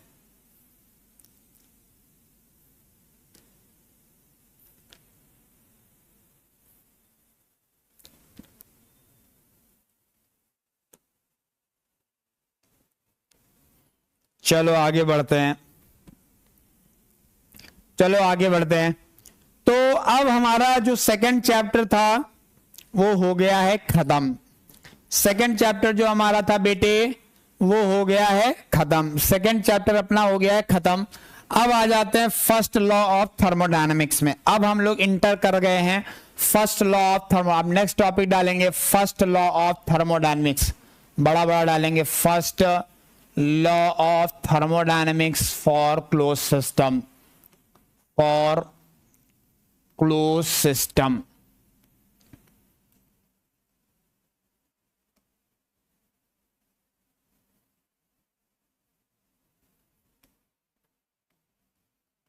First law of thermodynamics for close system, right. अब विलेन की एंट्री हो चुकी है, विलेन का इंट्रोडक्शन हो चुका है, विलेन का इंट्रोडक्शन हो चुका है, बहुत सारे लड़के फैल भी चुके हैं। अभी जब विलेन का जब एंट्री कैसे होता, तुमने कभी विलेन की एंट्री नहीं देखेगा? एक लड़की को कुछ गुंडे छेड़ रहे होते हैं, राइट, तो फिर क्या होता है, विलेन की जो टीम होती है उसके एक दो लोग आते हैं और उधर ये मना करते हैं, कमजोर लोग, वो इंट्रोडक्शन दे, तुम जानते नहीं हो रॉकी भाई आ गया तो क्या होगा, ये काम पहले वाला पार्ट कर रहा था, मतलब जो वर्क था ना, वर्क और हीट वाला चैप्टर था, बेसिकली ये बता रहा था कि अगर फर्स्ट लॉ ऑफ थर्मोडायनामिक्स आ गया तो तुमको जिंदा नहीं छोड़ेगा है। फिर उधर से दिखा, फिर बहुत तेज से हवा चलती है, ठीक है, फिर ऐसे बाल उड़ते हुए दिखाए जाते हैं, फिर उधर से साइड पोज दिखाया जाता है, और फिर आता है first law of thermodynamics for close system. समझ में आया? तो अब विलन की एंट्री हो चुकी है, इंट्रोडक्शन पहले ही हो चुका था। तो देखो फर्स्ट लॉ ऑफ थर्मोडायनामिक्स क्या है, ये simply law of conservation of energy पे बेस्ड है, राइट। जो भी है ये law of conservation of energy ही है बस, राइट। केवल क्या है, इसको थर्मोडायनामिक्स के पॉइंट ऑफ व्यू से बोला गया है। मतलब थर्मोडायनामिक्स में ऐसा बोला गया कि देखो यार, जो हीट है ना और जो वर्क है ना, दोनों ही सेम चीजें हैं। मतलब आप ऐसा मत, दोनों का अलग अलग मत, दोनों ही different forms of same entity हैं, और उस एंटिटी को बोलते हैं एनर्जी, और वो है कंजर्व्ड। वो क्या है? कंजर्व। और मैकेनिकल के लिए जो सब, मतलब थर्मल पॉइंट ऑफ व्यू से जब फर्स्ट लॉ जो सबसे पहले दिया था, वो किसने दिया था? क्लासियस ने दिया था, नहीं सॉरी, जूल ने दिया था। कौन दिया था? जूल। तो जूल ने बहुत सारे एक्सपेरिमेंट किए। जूल ने क्या किए? बहुत सारे एक्सपेरिमेंट किए जूल ने। तो एक बहुत फेमस एक्सपेरिमेंट था उनका, पैडल व्हील एक्सपेरिमेंट। तो ये देखा किसी भी जगह पे अगर हम साइक्लिकली हम लोग क्या करते हैं, जो भी नेट अमाउंट ऑफ हीट देते हैं, ध्यान समझिएगा, किसी भी साइकिल में जो नेट अमाउंट ऑफ हीट देते हैं, तो हमें जो वर्क मिलता है, नेट अमाउंट ऑफ वर्क मिलता है, वो दोनों ही सेम होते हैं। देखो समझ में आया कि नहीं समझ में आया? मतलब for a cycle net heat transfer is equals to net work transfer. क्या नहीं दिख रहा है क्या? कुछ प्रॉब्लम हुआ है क्या? दिख रहा है? वीडियो दिख रहा है भैया? हाँ दिख रहा है।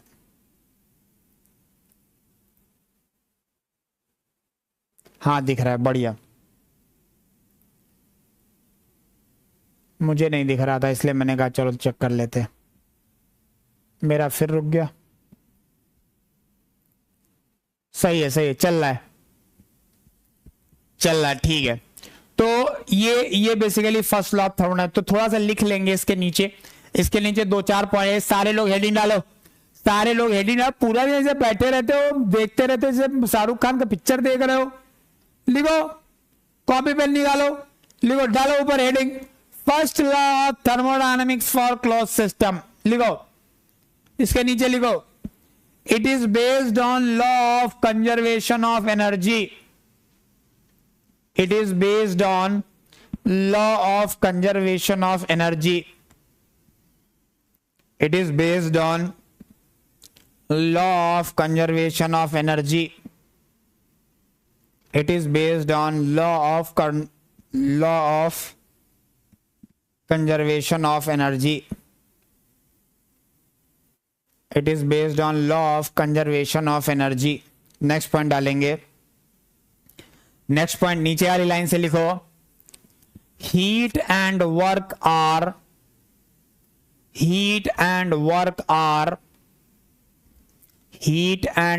Are two different forms of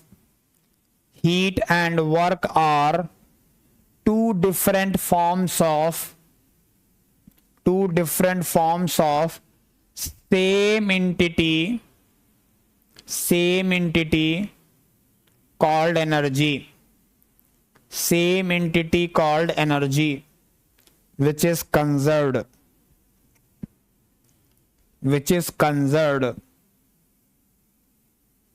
नीचे उसके फिर से हेडिंग डालेंगे, उसके नीचे हेडिंग डालेंगे, first law of thermodynamics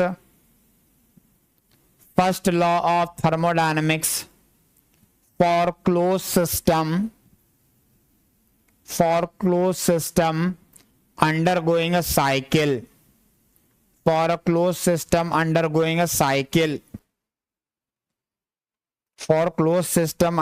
a cycle. Heading है ये, first law of thermodynamics for close system undergoing a cycle. उसके नीचे लिखेंगे इन्वर्टेड कामा, इन्वर्टेड कामा के अंदर लिखेंगे for a close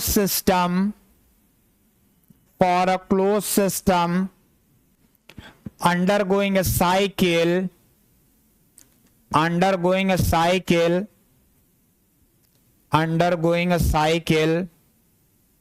net heat transfer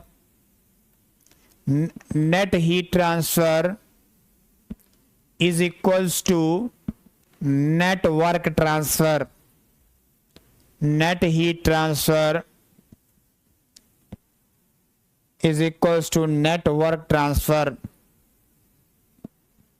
ये स्टेटमेंट कहां से आया जो इन्वर्टेड कामा के अंदर लिखवा है? ये एक्सपेरिमेंटल आया। कौन दिया था? जूल दिया था। क्या किया था उन्होंने? हजारों एक्सपेरिमेंट किए थे, इसमें सबसे फेमस एक्सपेरिमेंट था उनका पैडल व्हील एक्सपेरिमेंट, और उसके बेसिस में इन्होंने स्टेटमेंट दिया। क्या स्टेटमेंट दिया? For cycle sigma Q is equal to sigma W, मतलब पूरी साइकिल में अगर Q और W का समेशन किया जाए तो दोनों क्या होंगे? सेम होंगे। या फिर ऐसे भी लिख सकते हो cyclic summation of DQ is equal to cyclic summation of DW for a cycle, right? Obviously cycle के लिए है, साइक्लिक समेशन है तो साइकिल के लिए होगा। तो इसी को बोलते हैं क्या? इसी को बोलते हैं first law of thermodynamics for close system undergoing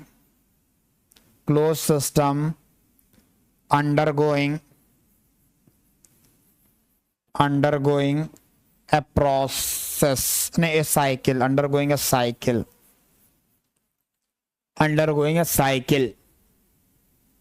clear है?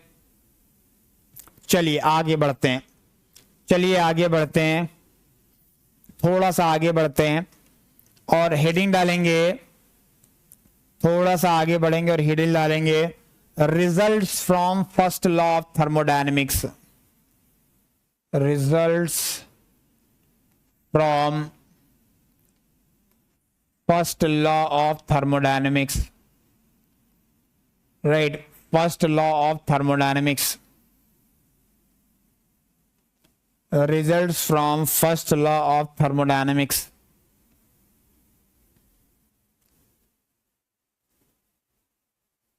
Results from first law of thermodynamics. Clear है? ध्यान से सुनेंगे। देखो, जब भी कोई चीज आपको साइकिल के लिए पता हो, ध्यान समझ लो, बहुत इंपॉर्टेंट चीज बताने जा रहा हूं। जब भी आपको कोई भी चीज साइकिल के लिए पता हो और प्रोसेस के लिए आपको पता करनी हो तो एक मेथड होता है, वो मेथड हम लोग यूज करने जा रहे हैं। अच्छा, ये चीज मैं आपको बता दूं, ये जो इक्वेशन लिखा है इसमें कोई भी ऐसा रिवर्सिबल या इरिवर्सिबल साइकिल का कॉन्सेप्ट नहीं है। It is valid for reversible as well as irreversible cycle. ऐसा लिख देता हूं मैं, सबके लिए वैलिड है। Valid for reversible as well as irreversible cycle. सारी साइकिलों के लिए वैलिड है, ये सारी साइकिल के लिए वैलिड है। अब साइकिल के लिए हमें इक्वेशन पता है, हमको प्रोसेस के लिए पता करनी तो एक मेथड है, राइट? मेथड में बात बताता हूं। आपको क्या करना है? आपको कुछ नहीं करना है, एक सिंपल सा साइकिल कंसीडर करना है, राइट? 1A2B1, 1A2B1, right? आपको क्या करना है? सिंपल एक साइकिल कंसीडर करना है। सिंपल एक साइकिल का सिंपलेस्ट साइकिल आपको कंसीडर करना है। और जब भी कंसीडर करोगे सिर्फ दो ही प्रोसेस कंसीडर करोगे, क्योंकि यही सिंपलेस्ट होती है। सर इरिवर्सिबिलिटी में तो फ्रिक्शन होगा ना सर, फिर DQ = DW। अरे यही तो लॉ है, यही तो law of conservation of energy है मेरे दोस्त। चाहे एक्शन हो, चाहे फ्रिक्शन हो, चाहे कुछ भी हो, एनर्जी कभी खत्म तो नहीं हो सकती ना। और जो फ्रिक्शन की जो तुम बात कर रहे हो, फ्रिक्शन की वजह से जो एनर्जी वेस्ट होगी वो तो हीट के फॉर्म में जाएगी ना बाहर। और जब हीट के फॉर्म में बाहर जाएगी तो उसको तो नेट हीट में कंसीडर करोगे ना आप, कि नहीं करोगे? बताओ। फ्रिक्शन से भी हीट होगी। करेक्ट अभिषेक पांडे ने एकदम सही बोला। सूरज, सूरज तुमको दिया दिखाना पड़ेगा। इसको कोई दिया मिर्जा की फोटो भेजो, हैं? इसको कोई दिया मिर्जा की अच्छी सी फोटो भेजो भाई। समझ में आया सूरज? तो क्या है कि फ्रिक्शन अगर है तो रहने दो, उससे कोई फर्क नहीं पड़ता। फ्रिक्शन की वजह से हीट प्रोड्यूस होगी और वो हीट हम लोग कंसीडर कर लेंगे। ठीक है, ठीक है। तो जब भी कंसीडर करेंगे, जब भी आपको ऐसी एनालिसिस करना है तो आप ऐसी ही साइकिल कंसीडर में सिर्फ 2 प्रोसेस हो, क्योंकि सिंपल करना है ना एनालिसिस को, हमें क्या करना है, सिंपल। अब इस साइकिल में आप लोग लगा दो क्या, first law of thermodynamics, right. So अभी लगाएंगे फॉर साइकिल 1A2B1। 1A2B1 के लिए क्या हो जाएगा, sigma Q equal to sigma W, मतलब इसका Q प्लस इसका Q इक्वल टू इसका W प्लस इसका W, मतलब DQ1A2 plus DQ2B1 is equal to DW1A2 plus DW2B1।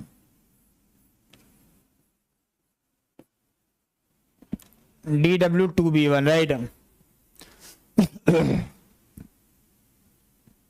DW2B1, तो ये हमारा हो गया क्या, ये हमारा हो गया equation, right. DQ1A2 plus DQ2B1 is equal to DW1A2 plus DW2B1। अब हम लोग क्या करना है, आपको ये इक्वेशन बन गई, राइट। अब इसको इक्वेशन नंबर 1 मान के छोड़ देंगे। अब हम क्या करेंगे, एक और प्रोसेस कंसीडर करेंगे C, एक और प्रोसेस कंसीडर करेंगे C। अब जरा ये साइकिल का 1A2C1 कंसीडर करना है, B को मत कंसीडर करो, B को भूल जाओ, मान लो B है ही नहीं, तो साइकिल क्या हो गई, 1A2C1। अब हम लिखेंगे फॉर साइकिल 1A2C1। 1A2C1 के लिए क्या लिख सकते हैं, DQ1A2 plus DQ2B1 is equal to DW1A2 plus DW2B1।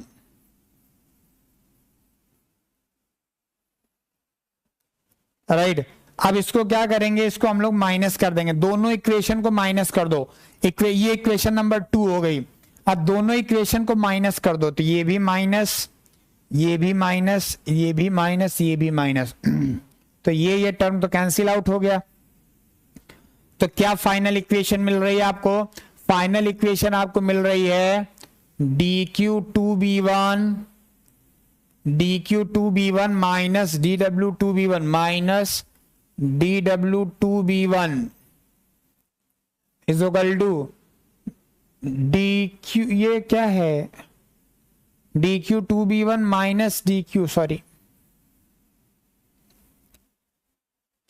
Minus DQ2C1 is equal to DW2B1 minus DW2C1। ये आ गई इक्वेशन नंबर ए। ये काफी इंपॉर्टेंट इक्वेशन है, ध्यान से समझेंगे सारे लोग, ये काफी इंपॉर्टेंट इक्वेशन है। सर क्यों सब कहां 2C1, ओके सॉरी।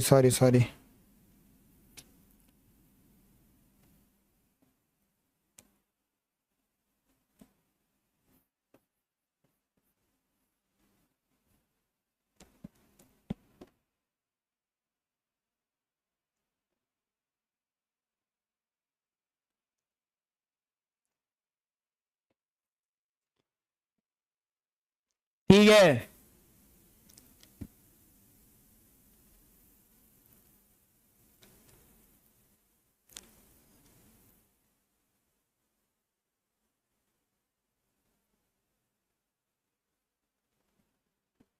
ध्यान से समझेंगे। अरे यार ये सब छोटी छोटी चीजें मत बताया करो, लिख लो अपने कॉपी में, ध्यान से देखेंगे सारे लोग।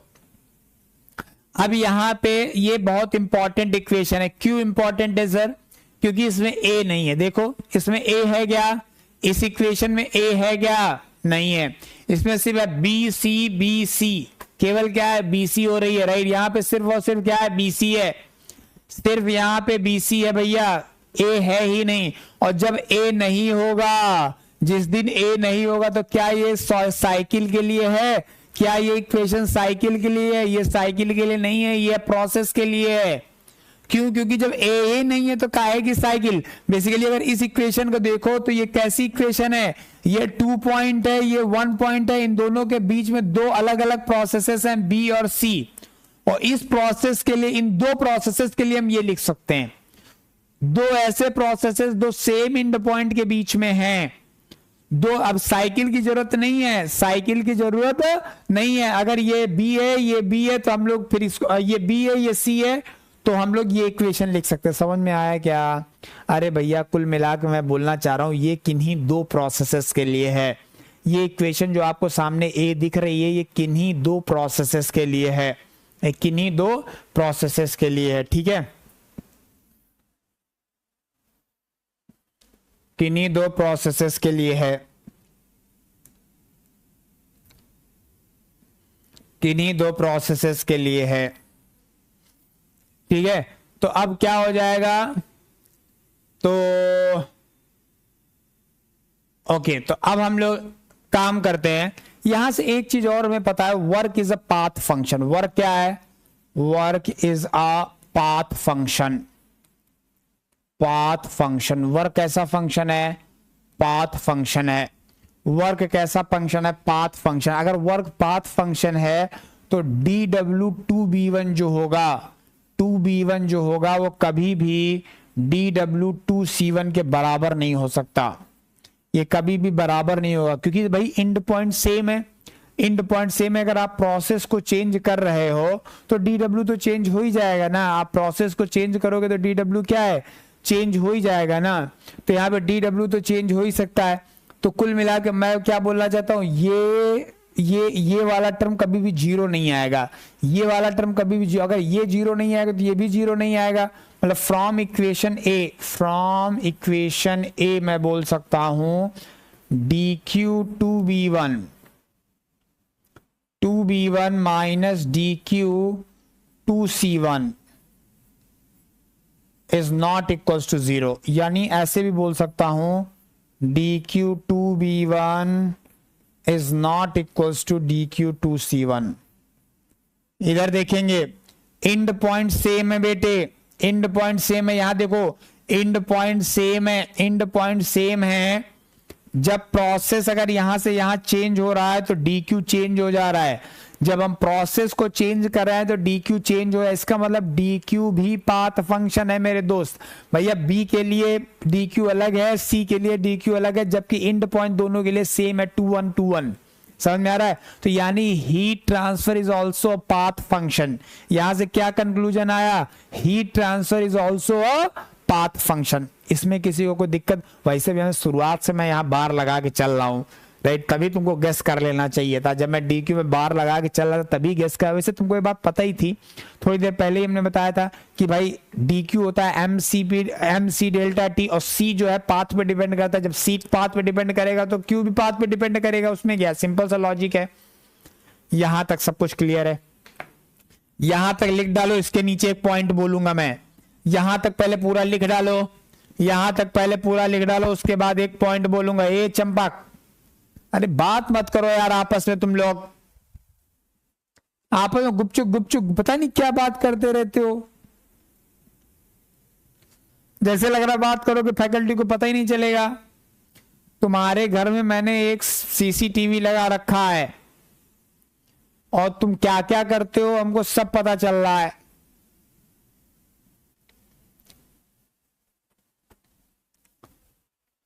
तुम्हारे घर पे हर जगह, तुम्हारी बॉडी पे ही एक ऐसा सीसीटीवी लगा रखा है जो तुम्हारे हर जगह तुम्हारा प्रेजेंस बताता रहता है। तो तुम्हारे बारे में सब पता चलता रहता है, इसलिए बात मत करो, चुपचाप पढ़ो। डर का माहौल, डर का माहौल क्या? डर का माहौल तो मेरे लिए जो तुमको पूरा दिन देखेगा, हैं? डर का माहौल तो मेरे लिए, तुम्हारे लिए क्या है? देखना तो मुझे पड़ता है इधर उधर की चीजें।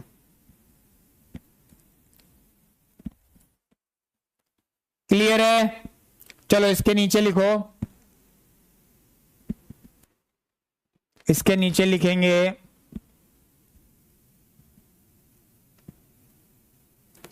देखो though the end points are same, though the end points are same, यहां पे लिखेंगे नीचे, इसी के जस्ट नीचे लिखेंगे, इसके जस्ट नीचे लिखेंगे, इसके जस्ट नीचे लिखेंगे Abhishek, though the end points are same,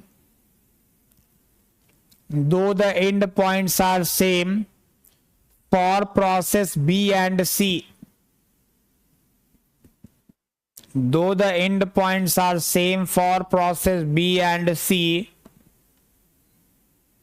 though the end points are same for process B and C, but heat transfer is not same, but heat transfer is not same, but heat transfer is not same. It means heat transfer is a path function. Heat transfer is a path function. It means heat transfer is a path function. So it is inexact differential.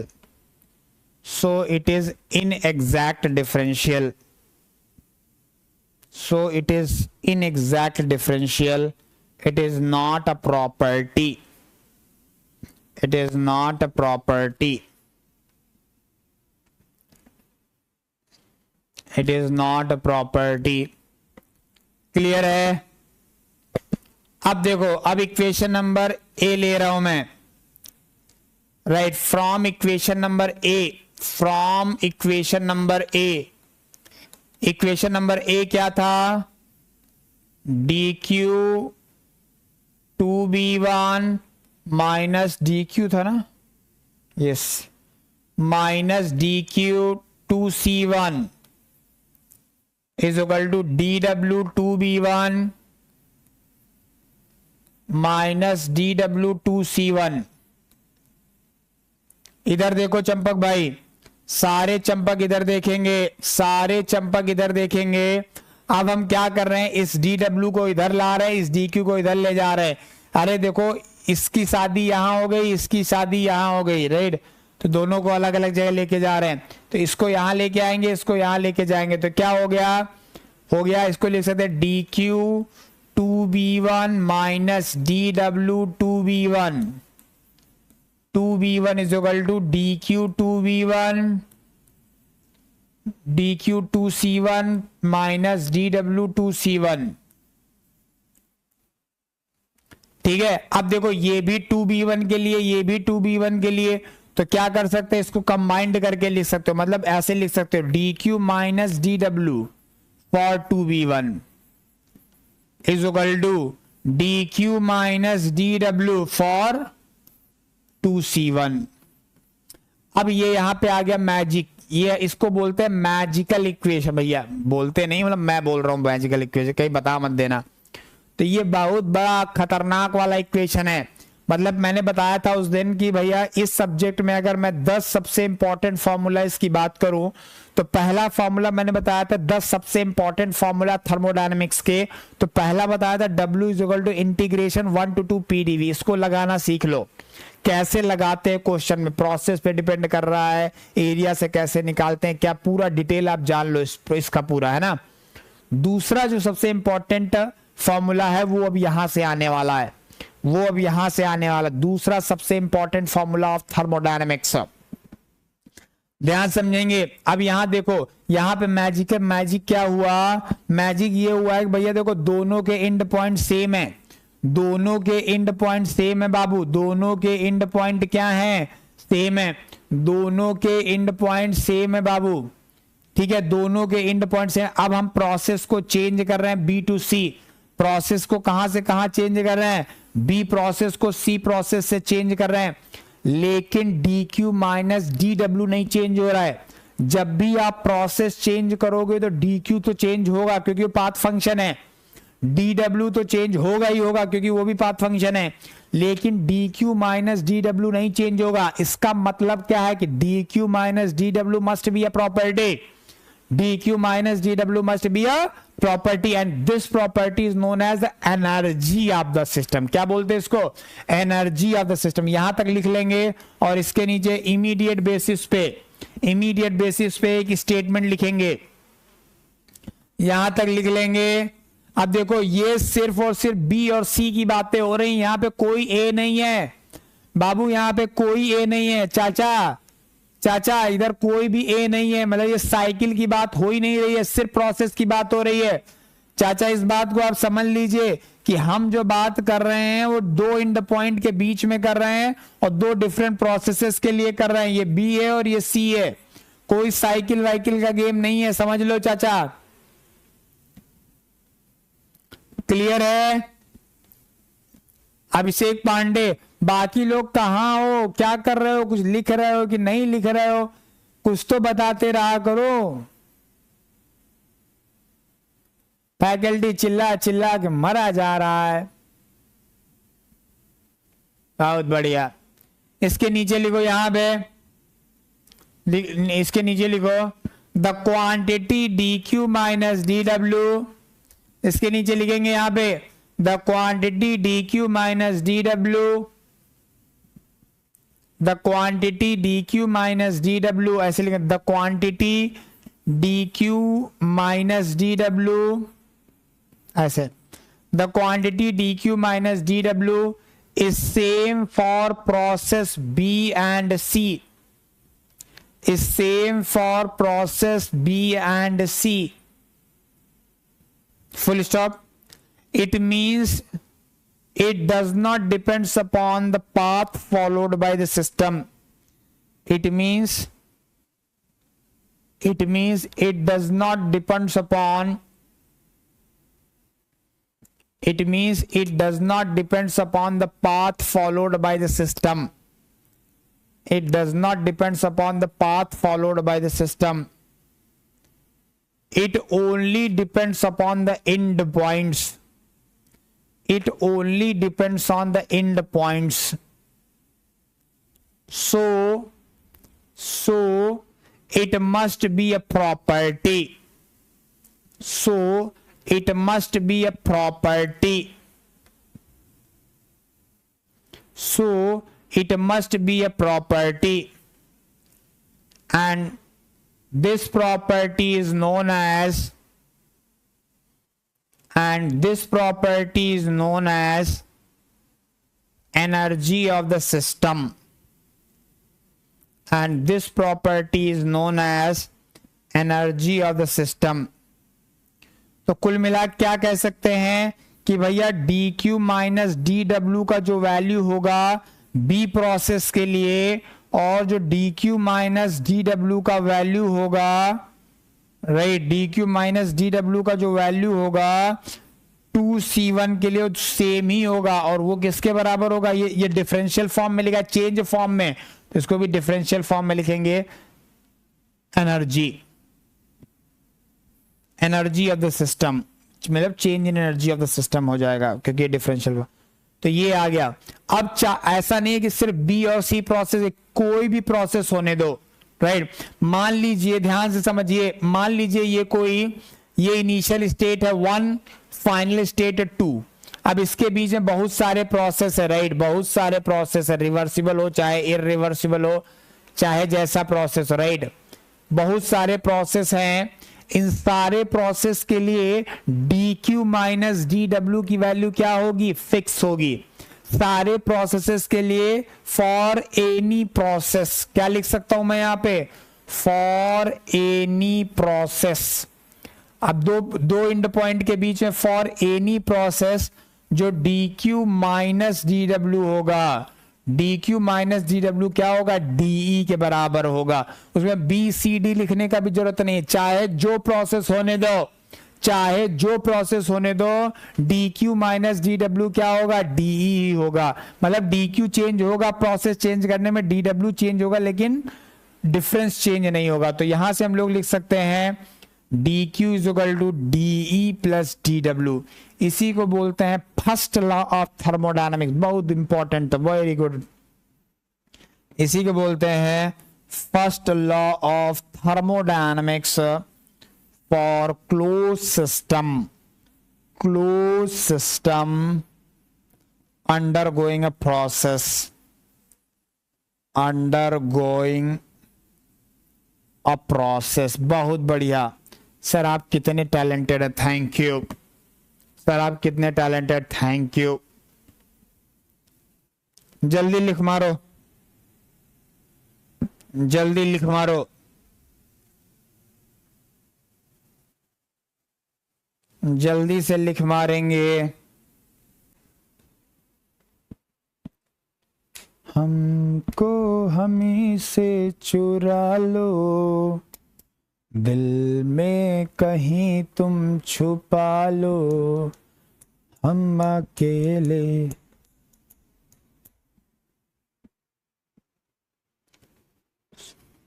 सूरज हुआ मध्यम। अरे सूरज, तुम पर एक गाना याद आ गया। हे सूरज, तुम पर एक गाना याद आ गया। सूरज हुआ मध्यम, चांद जलने लगा, आसमां से हाय क्यों पिघलने लगा, मैं ठहरा रहा जमी चलने लगी, धड़का ये दिल। सूरज, तुम्हारे लिए कभी किसी ने गाना गाया है? सर, आपका गाना सुन के मेरे रूममेट जो सो रहा था जग गया। बहुत बढ़िया, उसको जगाओ, पढ़ाओ। मैकेनिकल का है क्या? पढ़ाओ इसको, बोलो पढ़ाओ। मैकेनिकल का हो तो पढ़ाओ, इलेक्ट्रिकल का हो तो बोल दो सो जाओ। हैं कहते क्या ही तुम्हारी ब्रांच में क्या ही इतना ज्यादा है? सिविल का, अरे सिविल तो कहते तुरंत सो जाओ, तुरंत सो जाओ। कहे तो अभी कुछ दिन पहले एक सर्वे हुआ, उस सर्वे में पाया गया सिविल सबसे इजीएस्ट ब्रांच है। तुरंत within a fraction of minute सो जाना है, उसको बोल दो।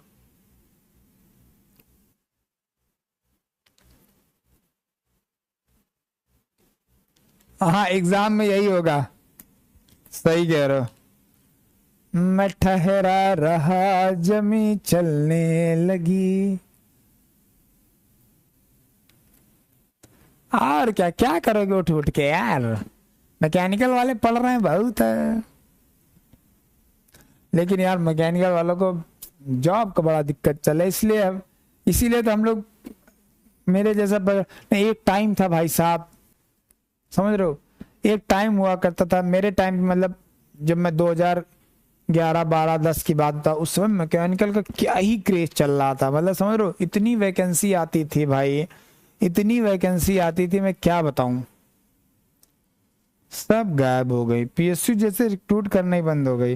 मतलब 1500 रैंक तक भाई साहब, 1400 1500 रैंक, 1200 रैंक तक मिल जाते थे पीएसयू, 1200 रैंक तक मिल जाते थे डायरेक्ट गेट के थ्रू। और गेट के अलावा इतने पीएसयू होते थे, सबके एग्जाम अलग अलग होते थे, इतनी अपॉर्चुनिटीज होती थी। मतलब मुझे याद है 4th ईयर में मुझे लग रहा है मेरे 6 एग्जाम क्लियर, मतलब इंटरव्यू नहीं क्लियर हुए थे, इंटरव्यू एक भी के भी नहीं क्लियर हुए थे, लेकिन रिटन मेरे 6 के क्लियर हुए थे। मतलब 6 इंटरव्यू मैंने दिए थे, सोचो। पीएसयूज के, मतलब मैं बात कर रहा हूं। नहीं, लेट नहीं है, मतलब रिवाइव हो रहा है सिस्टम। अभी देखो वापस से थोड़ा थोड़ा चीजें बढ़ेंगी, क्योंकि देखो उसके बिना चीजें चलेंगी नहीं, उसके बिना चीजें चलेंगी नहीं। लेकिन प्रॉब्लम जानते कहाँ है? प्रॉब्लम एक्चुअली आजकल स्किल बेस्ड चीजों में बहुत ज्यादा डिमांड चल रही है, इस वजह से थोड़ा सा प्रॉब्लम है। तो अभी थोड़ा कोर्स करिकुलम जो है वो थोड़ा सा वो है,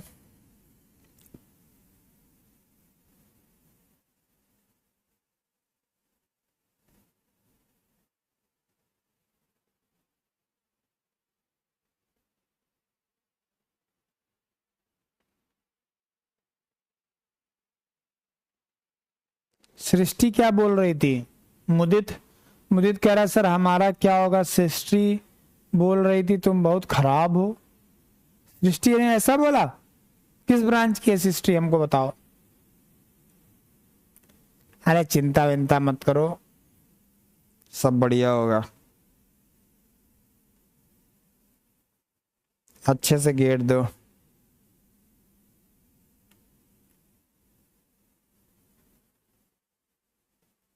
अरे डर क्यों लग रहा है यार?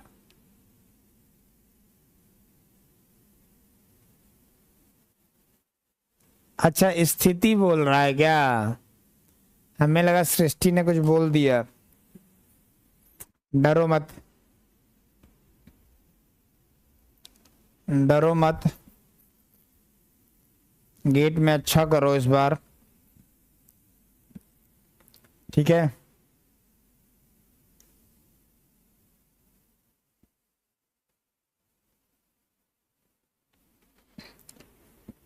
जो अपना सिस्टम है बिना मैकेनिकल के चल नहीं सकता, ठीक है, तो पेशेंस रखो, सब बढ़िया होगा। चलो आगे बढ़ते हैं। तो अब हमको क्या मिल गया, first law of thermodynamics, first cycle भी मिल चुका है, first law of thermodynamics, right. First law of thermodynamics cycle के लिए भी मिल रहा है, first law of thermodynamics process के लिए। केवल कुछ नहीं करना है आलोक राज, पीके नाग के क्वेश्चन एक्स्ट्रा सॉल्व करने, पीके नाग के क्वेश्चन एक्स्ट्रा सॉल्व करने। थोड़ा सा आगे बढ़ेंगे। अब मैं जो ये जो देखो डीक्यू के बारे में मैंने तुमको पिछले चैप्टर में बता दिया है, डीडब्ल्यू के बारे में तुम्हें मैंने पिछले चैप्टर में बता दिया। डीडब्ल्यू की जगह में क्या रखेंगे यहाँ पे, डीडब्ल्यू क्या है, यही है पीडीवी। ये डीडब्ल्यू क्या है, ये पीडीवी है। ये क्या है, इंटीग्रेशन 1 to 2 पीडीवी है, राइट। डीक्यू के बारे में आपको थोड़ा बहुत पता चल गया है, ज्यादा आगे पता चल जाएगा, राइट। अब डीई के बारे में पता करते हैं। किसके बारे में, डीई के बारे में अगर पता चल जाए तो मजा आ जाए, डीई के बारे में पता चल जाए तो मजा आ जाए। चलो अच्छा डीई के बारे में पता करते हैं। तो जो हमारा थर्मोडायनामिक्स है इसमें एनर्जी को कैसे क्लासिफाई किया वो मैं बताने जा रहा हूं। एनर्जी को, राइट, एनर्जी को दो तरीके से क्लासिफाई किया है। एक बोला है स्टोर्ड फॉर्म ऑफ एनर्जी। क्या बोला है, stored form of energy, form of energy. और दूसरा बोला है transient form of energy, transient form of energy, stored form of energy और ट्रांजिएंट फॉर्म ऑफ एनर्जी। तो हमने क्या किया, एनर्जी को क्लासिफाई किया स्टोर्ड फॉर्म ऑफ एनर्जी और ट्रांजिएंट फॉर्म ऑफ एनर्जी। अब जो स्टोर्ड फॉर्म ऑफ, क्या डिफरेंस है, ट्रांजिएंट फॉर्म का एनर्जी का मतलब क्या है, वो एनर्जी जो सिस्टम की बाउंड्री को क्रॉस कर रही हो, राइट, वो एनर्जी जो सिस्टम की बाउंड्री को क्रॉस कर रही हो। हमारे एनालिसिस के लिए बस दो ही तरीके की एनर्जी हैं, हमारी एनालिसिस के लिए दो ही तरीके की एनर्जी हैं। एक होगा ट्रांजिएंट फॉर्म ऑफ एनर्जी जो सिस्टम की बाउंड्री को क्रॉस कर रहा हो, चाहे वो अंदर आ रही हो चाहे बाहर जा रही हो, एक तो वो कंसीडर करना है। और दूसरी है जो सिस्टम के अंदर स्टोर्ड है, बस दो ही है। अब इस ट्रांजिएंट में भी दो तरीके की होती है, कौन कौन सी, वर्क एंड हीट। क्या होता है, वर्क और हीट। वर्क और हीट दोनों किस तरीके की एनर्जी है, ट्रांजिएंट फॉर्म ऑफ एनर्जी है। मतलब दोनों का सिग्निफिकेंस तभी है जब वो बाउंड्री को क्रॉस कर रही हो, जब वो बाउंड्री को कॉमन बाउंड्री फिनोमिना है, दोनों ही क्या है, बाउंड्री फिनोमिना। अब स्टोर्ड फॉर्म ऑफ, इसी को बोलते हैं एनर्जी ऑफ सिस्टम, इसी को बोलते हैं एनर्जी ऑफ सिस्टम, सिस्टम ई। ये जो ई आपने पढ़ा है ना, ये जो ई आप पढ़ रहे हो ना, ये ई देखो, ये क्या है, ट्रांजिएंट फॉर्म ऑफ एनर्जी। ये क्या है, ट्रांजिएंट फॉर्म ऑफ एनर्जी। ये क्या है, स्टोर्ड फॉर्म ऑफ एनर्जी। और इन तीनों का ही रिलेशन जो है फर्स्ट लॉ देता है। फर्स्ट लॉ क्या बोलता है कि D Q is equal to, क्या देखो इधर, D Q is equal to D E plus D W. क्या देता है, D Q is equal to D E plus D W. बहुत बढ़िया। अब ये जो स्टोर्ड फॉर्म ऑफ एनर्जी है ये तीन तरीके की हो सकती है। स्टोर्ड फॉर्म ऑफ एनर्जी तीन तरीके हो जाते हैं। एक होता है काइनेटिक एनर्जी ऑफ सिस्टम, याद रखना ये काइनेटिक एनर्जी ऑफ मॉलिक्यूल नहीं है, ये काइनेटिक एनर्जी ऑफ सिस्टम है, ये पोटेंशियल एनर्जी ऑफ सिस्टम है, मॉलिक्यूल नहीं है, सिस्टम। और तीसरा होता है इंटरनल एनर्जी, इंटरनल एनर्जी मतलब energy of molecules, energy of molecules. सारे लोग ध्यान से समझ लें। मान लीजिए ये आपका सिस्टम है, इसमें कितनी तरीके की एनर्जी हो सकती है। एक तो हो सकती है वो एनर्जी जो बाउंड्री को क्रॉस कर रही हो, वो या तो हीट होगी या तो वर्क होगी। अगर टेम्परेचर डिफरेंस की वजह से कोई एनर्जी क्रॉस हो रही तो हीट होगी, due to any other reason है तो वर्क हो जाएगी। तो ये हो गया। अब इसके अंदर कुछ स्टोर्ड फॉर्म ऑफ एनर्जी है। वो जो स्टोर्ड फॉर्म ऑफ एनर्जी है वो तीन चीजें हो सकती हैं। एक हो सकती है kinetic energy of system, potential energy of system, internal energy of the system. मतलब मान लो कि ये जो सिस्टम है ये मूव कर रहा है, सिस्टम खुद ही मूव कर रहा है। ये काइनेटिक एनर्जी ऑफ मॉलिक्यूल नहीं है, काइनेटिक एनर्जी ऑफ मॉलिक्यूल इसके अंदर है, समझो। ये काइनेटिक एनर्जी ऑफ सिस्टम, मान लो पूरा का पूरा इंजन है, इंजन तुम्हारा एक सिस्टम है मान लो। अब इंजन लगा हुआ है गाड़ी में, तो गाड़ी चल रही है तो इंजन भी चल रहा है, तुम्हारा पूरा का पूरा सिस्टम ही मूव हो रहा है, पूरा का पूरा सिस्टम ही मूव हो रहा है। तो वो क्या है, काइनेटिक एनर्जी ऑफ सिस्टम है। उसके बाद मान लो आपका कोई इंजन है, पहाड़ों पे काम कर रहा है, 4th फ्लोर पे काम कर रहा है। अब अगर 4th फ्लोर पे आपने इंजन लगा रखा तो उसके पास क्या है, पोटेंशियल एनर्जी भी है। क्या है, पोटेंशियल एनर्जी भी है। और इंटरनल एनर्जी क्या होती है, इंटरनल एनर्जी होती है उसके मॉलिक्यूल्स की एनर्जी, मॉलिक्यूलर एनर्जी जो होती है उसको बोलते हैं इंटरनल, टोटल मॉलिक्यूलर एनर्जी उसको बोलते हैं इंटरनल एनर्जी। अब क्या होता है कि हमारे केस में, मतलब थर्मोडायनेमिक्स में जब हम बात करते हैं तो क्लोज सिस्टम्स में काइनेटिक एनर्जी और पोटेंशियल एनर्जी को कंसीडर नहीं करते हैं, क्योंकि ये चेंज नहीं होती है। अगर हो भी रही हो तो, अगर मान लो गाड़ी मूव कर रही है, गाड़ी मूव कर रही है तो हम मान रहे हैं कि भाई कांस्टेंट स्पीड से मूव करे, तो उसके बाद काइनेटिक एनर्जी तो है। मतलब मैं क्या बोलना चाह रहा हूं, जो ई है जिसकी हम बात कर रहे थे, ई तीन चीजों से मिलकर बना है, काइनेटिक एनर्जी, पोटेंशियल एनर्जी और इंटरनल एनर्जी। मैं ये नहीं बोल रहा हूं कि काइनेटिक एनर्जी नहीं है, मैं ये नहीं बोल रहा हूं कि पोटेंशियल एनर्जी नहीं है, पर उसका चेंज नहीं है। मतलब अगर मैं डी लिखता हूं तो ये हो जाएगा change in kinetic energy plus change in potential energy plus change in internal energy, change in internal energy, right.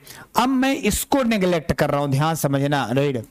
मैं इसको नेग्लेक्ट कर रहा हूं, इसको मैं क्या कर रहा हूं, नेग्लेक्ट, इसको मैं कर रहा हूं नेग्लेक्ट। क्यों नेग्लेक्ट कर रहा हूं, चेंज को नेग्लेक्ट, मतलब ऐसा अज्यूम कर रहा हूं कि अगर मेरी गाड़ी जा भी रही है ना, राइट, अगर हमारी गाड़ी जा भी रही है तो हम अज्यूम कर रहे हैं कांस्टेंट वेलोसिटी से जा रही है।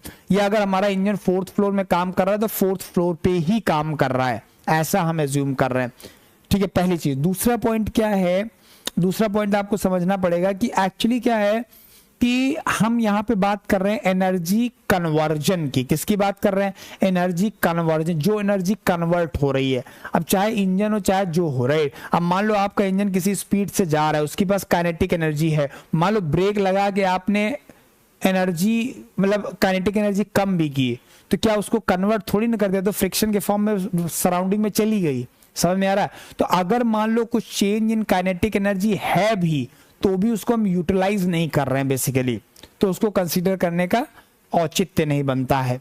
ठीक है, मतलब हम ऐसा अज्यूम करें कि अगर हमारा इंजन 4th फ्लोर पे काम कर रहा है तो फ्लोर 4 में काम, ऐसा नहीं 4th फ्लोर से 1st फ्लोर, 1st फ्लोर से 4th फ्लोर, ऐसे नहीं कर रहा है। समझ में आ रहा है ना।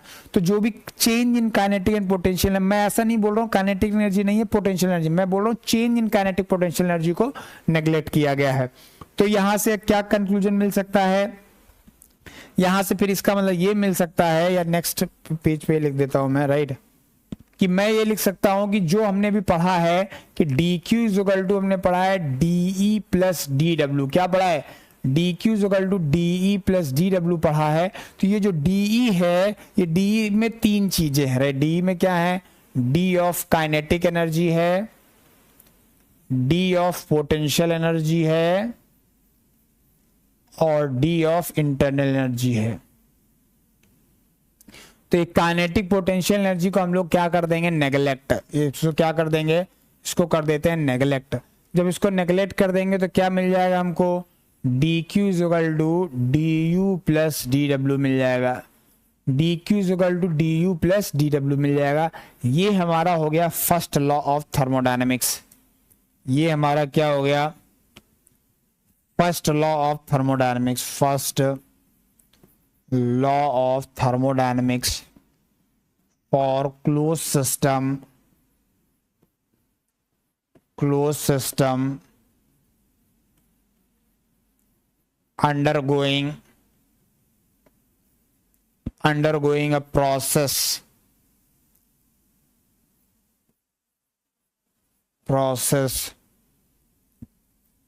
undergoing a process neglecting kinetic and potential energy, neglecting change in kinetic energy and potential energy. तो ये इक्वेशन हमारे लिए सबसे इंपॉर्टेंट है इस चैप्टर में। Second most important equation of the thermodynamics, second most important equation of thermodynamics, second most important equation of thermodynamics. Clear है? यहां तक किसी को कोई दिक्कत, कोई परेशानी? यहां तक किसी को कोई दिक्कत परेशानी हो तो हमको बता सकता है, क्योंकि हम ही हैं जो आपकी दिक्कत और परेशानी दोनों को दूर कर सकते हैं। क्लियर है? तो आज के लिए यहीं तक, आज के लिए यहीं तक। अब मिलेंगे कल सुबह 9 बजे, कल सुबह 9 बजे मिलेंगे सेम जगह पे। दिल बनाओ, डाउट पूछो और निकलो। दिल बनाओ, डाउट पूछ, जिसके पास डाउट है डाउट पूछेगा, जिसके पास डाउट नहीं है वो दिल बनाएगा। पूरा रिवीजन करके आओ प्लीज, थोड़े से क्वेश्चन और प्रैक्टिस करके आओ। अरे भैया पहला ये डी डब्ल्यू का वैल्यू कहाँ से निकालोगे? ये डी डब्ल्यू आएगा, ये यहीं से आएगा, इंटीग्रेशन 1 to 2 PdV, ये वहीं से निकालेंगे। अगर मान लो वही नहीं आता है तुमको वर्क लगाना, वर्क निकालना ही नहीं आता है तो कहाँ से लगाओगे first law of thermodynamics? Right, कहां से लगाओगे फर्स्ट लॉ ऑफ थर्मोडायनेमिक्स? समझ में आ रहा है? तो एक चीज आप समझ लो, ठीक है? सारे लोग ध्यान से समझ लें। कल प्लीज रिवीजन करके आओ, कुछ प्रॉब्लम्स भी सॉल्व करके आओ, कुछ प्रॉब्लम्स भी सॉल्व करके आओ, रिवीजन करके आओ, कुछ प्रॉब्लम सॉल्व करके आओ। प्रॉब्लम ना हो तो बताओ, मैं कुछ अच्छी अच्छी प्रॉब्लम खींच के भेज देता हूं। वैसे डीपीपी सॉल्व कर लेना, डीपीपी मिल गई होगी ना, वर्क एंड हीट की डीपीपी सॉल्व कर लेना, वर्क एंड हीट की डीपीपी सॉल्व कर लेना। कुछ अच्छे प्रॉब्लम कहिए तो मैं भेज देता हूं फोटो खींच के, कुछ अच्छे प्रॉब्लम कहिए तो भेज देता हूं। हमको हमें से चुरा लो। हाँ आलोक रंजन कल पूरा दिन पढ़ाएगा फैकल्टी, फैकल्टी लास्ट सांस तक पढ़ाता रहेगा, है? तुम टेंशन ना लो, लास्ट सांस तक पढ़ाएगा फैकल्टी, आखिरी सांस तक। बस वही, जब तक है जान, जब तक है जान, जब तक है जान, फैकल्टी पढ़ाता रहेगा जब तक है जान, जब तक है जान, जब तक है जान। कल जब तक मैं सांस लेता रहेगा तब तक पढ़ाता रहेगा, मूंछों में ताव देता रहूंगा। चलो अच्छा जा रहा हूं, बाय। डाउट हो तो पूछो, नहीं निकलूं मैं यार, जाऊं कुछ खा पी लूं। इतने से पेट भरा नहीं था मेरा सही से।